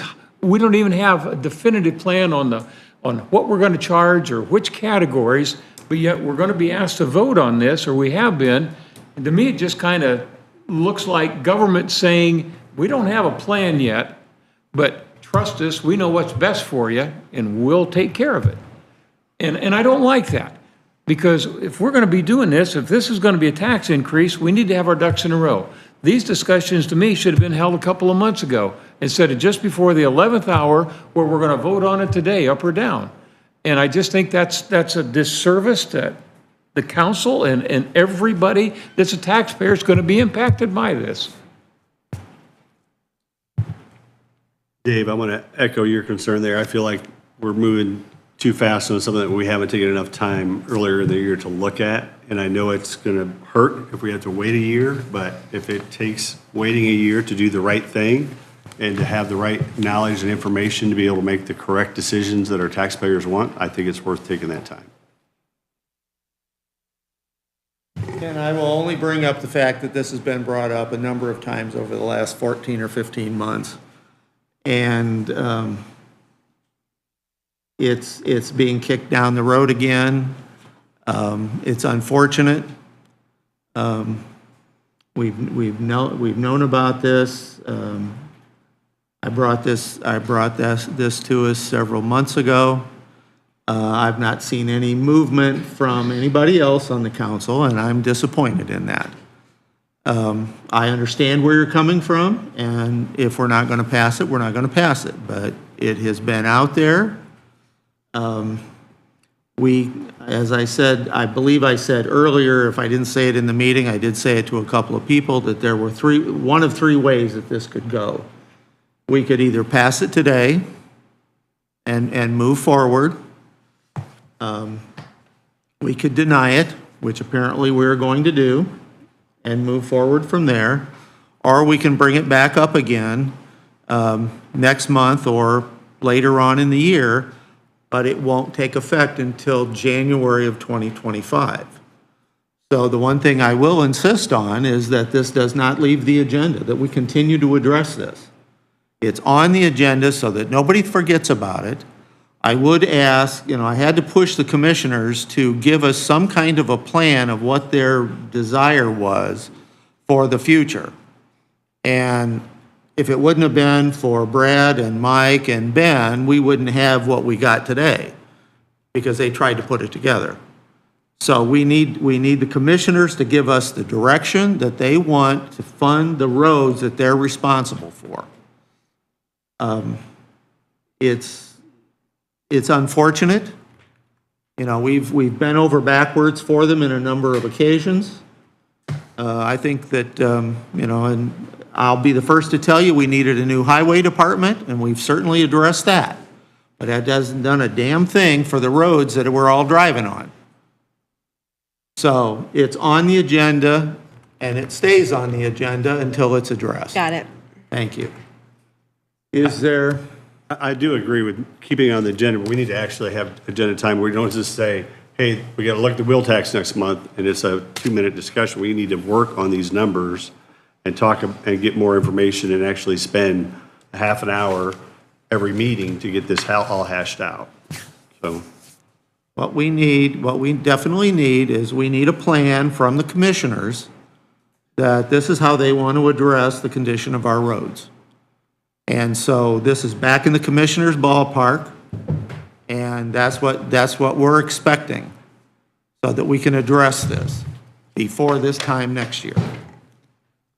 All right. Do we need a motion to keep it on? A motion to table it until September, or can we just say that? I'm just asking that it be on the agenda. So Okay. if you So want, we don't need anything official for that to move?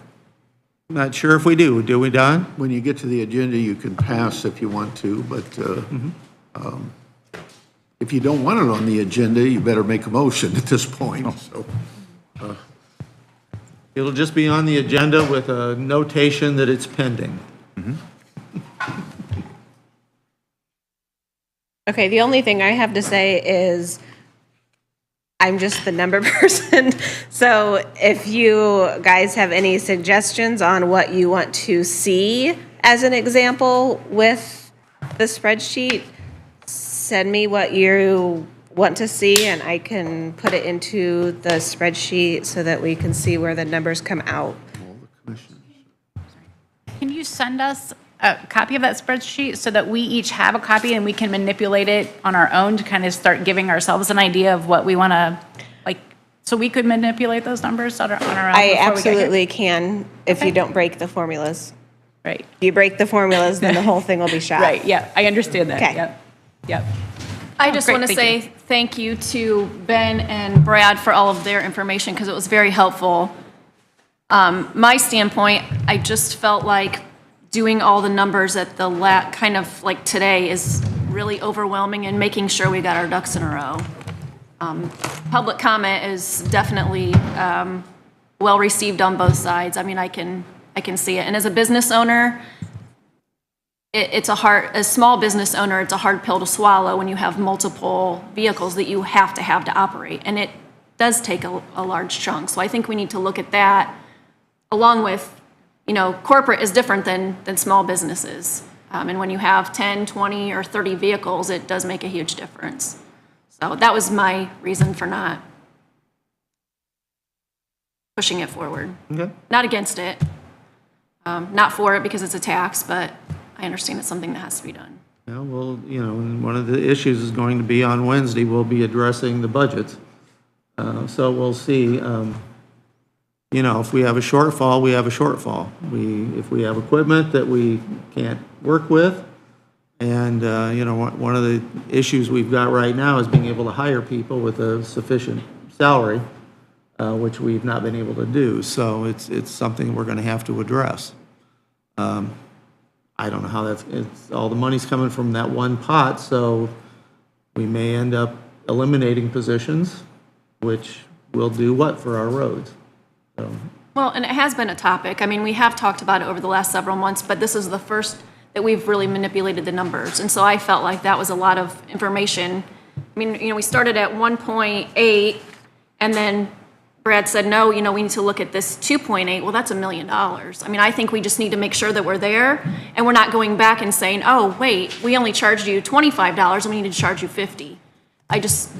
Along with the jail and other things that might be coming down, I don't want to be the one that you come back 4 times, and then we're not doing our job to the best of our capability. That was my only reason. I understand all of that. Honestly, I do. Not saying we don't need This it. has been on the agenda for so long, or on the radar for so long, and it's got to be, something's got to be done. Yeah, we have to work with the numbers. All right, I've lost my agenda. Rick. Yes. Come on up, Terry. You're the only one that had spoken. Since I've been here for all these last 4 meetings talking about the wheel tax, I have to say I'm disappointed that you can't even make the decision to go forward with one. I understand you got to work out the numbers, you have time to do that. I sat here and listened to almost every single person here was only concerned about what you were going to exempt, not the fact that you were going to have a wheel tax put in place. Almost every single person said, yeah, we need it. We need our roads fixed. We understand this is a user tax. We need this tax. It's just that they want to make sure that you're not overcharging farmers, you're not overcharging certain groups of people. I don't think there was anybody here that absolutely says, do not put a wheel tax in place. You guys could vote to put a wheel tax in place and work the details out later. I know you have a tough job. I appreciate all the time and effort everybody has, but I am disappointed. This only gives us a week to get the numbers to the state to go in effect for 2024. At least you get something in place. All right, do we have any other discussion topics? Yes, sir. I appreciate everyone in your tough job decisions you have to make. I would, and I'm sure that you all do, but I'm going to say it anyway. You all have constituencies that you talk to. Discuss it with them. What do you want out of this? Because you are representing them. If they have something better, then consider it. But the numbers, you didn't seem to me like you were on board or knew of what the numbers were supposed to be or where they were going to go. You were making decisions before you had something voted on. This is what we're going to do. Okay, well then how are we going to implement it? Talk to your people. Talk to see what your constituency wants to do. Tell them the urgency of the road department. This is what we do, and for you, how do you want us to pay for it? I want this council to work the way it's supposed to work, and that includes the input from the people that voted you in your place. Thank you. Is it Keith, correctly? Keith? Is it Keith? Okay, Keith, I'm glad you said that. And when I filed to be a candidate in 2022, I did that. I did that in Butler. I did that in St. Joe. I did that over coffee in those places, at the gas station in Spencerville, in Jackson Township, at the church I attend. I did that over and over and over again, just to ask people that without any agenda, without any, bringing up a topic, just to hear them. The number one thing that they said was the roads.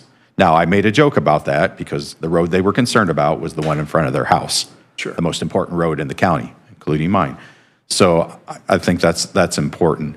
I think what you've seen today is we just want to do our due diligence. We want to do it right. We want to take the steps right and do it right because it is a big decision. It really, really is. And you heard me say maybe earlier, I would love to make a vote that would make 43,000 people in DeKalb County happy. There would be nothing better. We know that's never going to happen. That doesn't exist. We know that. We know that. But we just want to do it right. And because it is a big decision. It is a big decision. And to make that decision wrong and then try to back up the bus is not the way we want to go. I don't want you to think like politicians. Mm-hmm. I want you to think like representatives of the people, which is what you are. Mm-hmm. And if you can do that, then you can sleep well at night. Mm-hmm. We've discussed that too. Yeah. That's really all the people should want. Mm-hmm. Now, when emotion gets involved, well, then everything's up for grabs at that point. But if you do your due diligence in what you're supposed to do as a council member, then you can sleep well at night, whether they like it or not, whether I like it or not. Who represents Butler Township? 11A. Is that Amy? So you're my representative? I've never seen you before. You represent me. Yes, I have Butler Township. I didn't even know you were, I live in Garrett. I live on 11A. At large, you have a couple at large, don't you? I'm at large. There's two Can I at talk large. to you? Okay, so Dave and I have talked, right? But I think there's other people out there that haven't seen your face, other than a flyer or a mailing or a phone call maybe. Maybe you need to get out and talk to the people and see what they want. And that's not an admonition or anything. I'm just saying maybe that's what you need to do. Like I said, I've never met you. I'm I've not never sure seen that you. anybody here doesn't, we all get out and talk to an awful lot of people. I've been here for 12 years and not seen a single one of you, except for Dave. And how many times have you been here? Or how many times have you watched us on we are on YouTube I'm now. not making an admonition. I'm not finding fault. I'm trying to think what the voting public, those people out there in your districts are thinking. I'm here now. That ought to be good enough. And I've already told one or two of you that I should have been here more often because I want to be part of the process to make DeKalb County better. Well, and that is something that I find frustrating very frequently, Keith, in the fact that the number of people that I search out that have never voted. You realize that probably 2/3 of the people that I have to meet with or have to recruit have never voted. So why aren't you voting, at least voting? We've all, I mean, I've knocked on a lot of doors, I've talked to an awful lot of people, and a lot of those people have never voted. And it just is, it's very frustrating for us. You also heard there are certain limits that we have here. We have to work within the parameters that the state has given us. Well, maybe the state needs to consider changing those rules. Maybe we need to be forward enough and say, and ask those questions of our state representative. And then when they don't give you the right answer, you go back to the voting public and say, talk to your people from the state. And they have, we've talked to them, believe me. And it, you still have to, the number of people that run for office think, I'm going to get in there and I'm going to change everything. Everyone does that. And you know what? Every time that happens, they get in there and they find out, well, I can't do that, or that's not my job, or that's not within the parameters of a county government and things like that. So it's a debate that we've been having for a lot of years now, trying to get people involved. So understand. Thank you for your time. All right. Dave, you got something for Mike? Yeah, my question, the railroad crossing out of County Road 48, which is at Auburn Junction on the Auburn Drive, that's an angle crossing, and it's really deteriorated bad. It's an accident waiting to happen. If you ride a motorcycle, just about every time you go across it, you don't know if you're going to dump it or not. It's really bad. Is there any way that commissioners can put any heat on CSX to get that taken care of? Or not? It's an accident waiting to happen, and I'm sure they'll sue the railroad, and they'll sue the county and anybody else connected with it. Is that in the city? Where was this? Right, yeah, it's in the city. Auburn Junction, County Road 48, it's Auburn Drive. Yeah, Out there by- just west of Grandstaff. Got it. I got it. Putting pressure on railroads has always proved it's hard, rather fruitless. I can certainly make it a topic of conversation. Give NDOT a call, see if they have some ability to bring that up in some conversation, or see if there's a path. Yeah, certainly I'm willing to look into it. You're right, it's a mess. Yeah, it's about a 10-mile-an-hour go across. Yeah, so I will be more than happy to look into that and report back to you. Okay. Thanks for the suggestion. All right, couple of items that I've got, unless somebody else has got something. First of all, we are meeting on Wednesday to begin our budget process. The meeting will start at 9 o'clock. We are only doing one day this year. I mean, the only people that we're going to invite in are going to be those people that have special, unusual, out of the ordinary requests. Right offhand, the public defender's office might be the only one that I can think of that might need to come in, and maybe the health department, given the new. I think you asked health, highway, and the prosecutor's office as well. Health, highway. And prosecutor. And prosecutor, okay. 9. You want us to add public defender?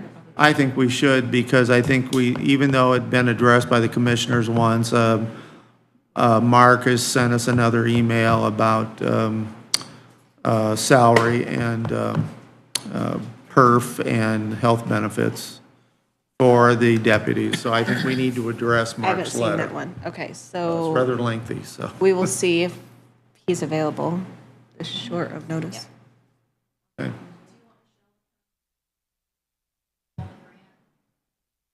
I have all the information. They've provided everything to us with what they had to, I mean, they've already had to submit. So I will be able to tell you what they got rid of and how much short they will be for their wage increases. But you might let her know that if we have questions, we might call upon her, so kind of. I mean, I don't care if she comes, I was just Well, saying, I don't I have either, but I don't want to I do schedule have her the if we don't information. have anything, but If you've got all the information and we can get through it, fine. But if we've got questions, we're going to want to be able to call her. And then because of the annual county associations conference, we had moved the vote on the final vote on the budget back a week. And then last month, Susan figured out that that didn't give her enough time to do the advertising, so we moved it back to the 26th. I just wanted to make sure that we have that on the agenda. And that'll be the final vote. Dave will actually be chairing that meeting because I'll be at the conference. So, but I'll be on Zoom. That's Fair Week, right? That's Fair Week. Yep. Yeah, I don't want to be here Fair Week. You suckers got to come. I don't. I'll be on Zoom too. I'll be down in the corner of Main Street. That may be as close as you can get too. Dang, the internet went down that day. You guys would not make me happy. You've wanted to unplug me for years, Bill. We just unplugged in. Hey, we're done in 15 minutes. Yeah, we're close to that. All right, anybody else have anything? Hearing none, I'll entertain a motion to adjourn. I would like to make a motion that we adjourn. Motion and a second. All those in favor signify by saying aye. Aye. Opposed, same. That motion's carried. Thank you all very much. See you on Wednesday.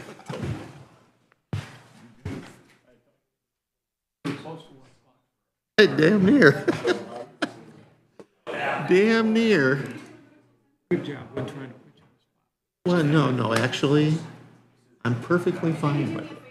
And you guys didn't have to vote, and it stays on the agenda, and if we implement it and it doesn't get implemented until January of '25,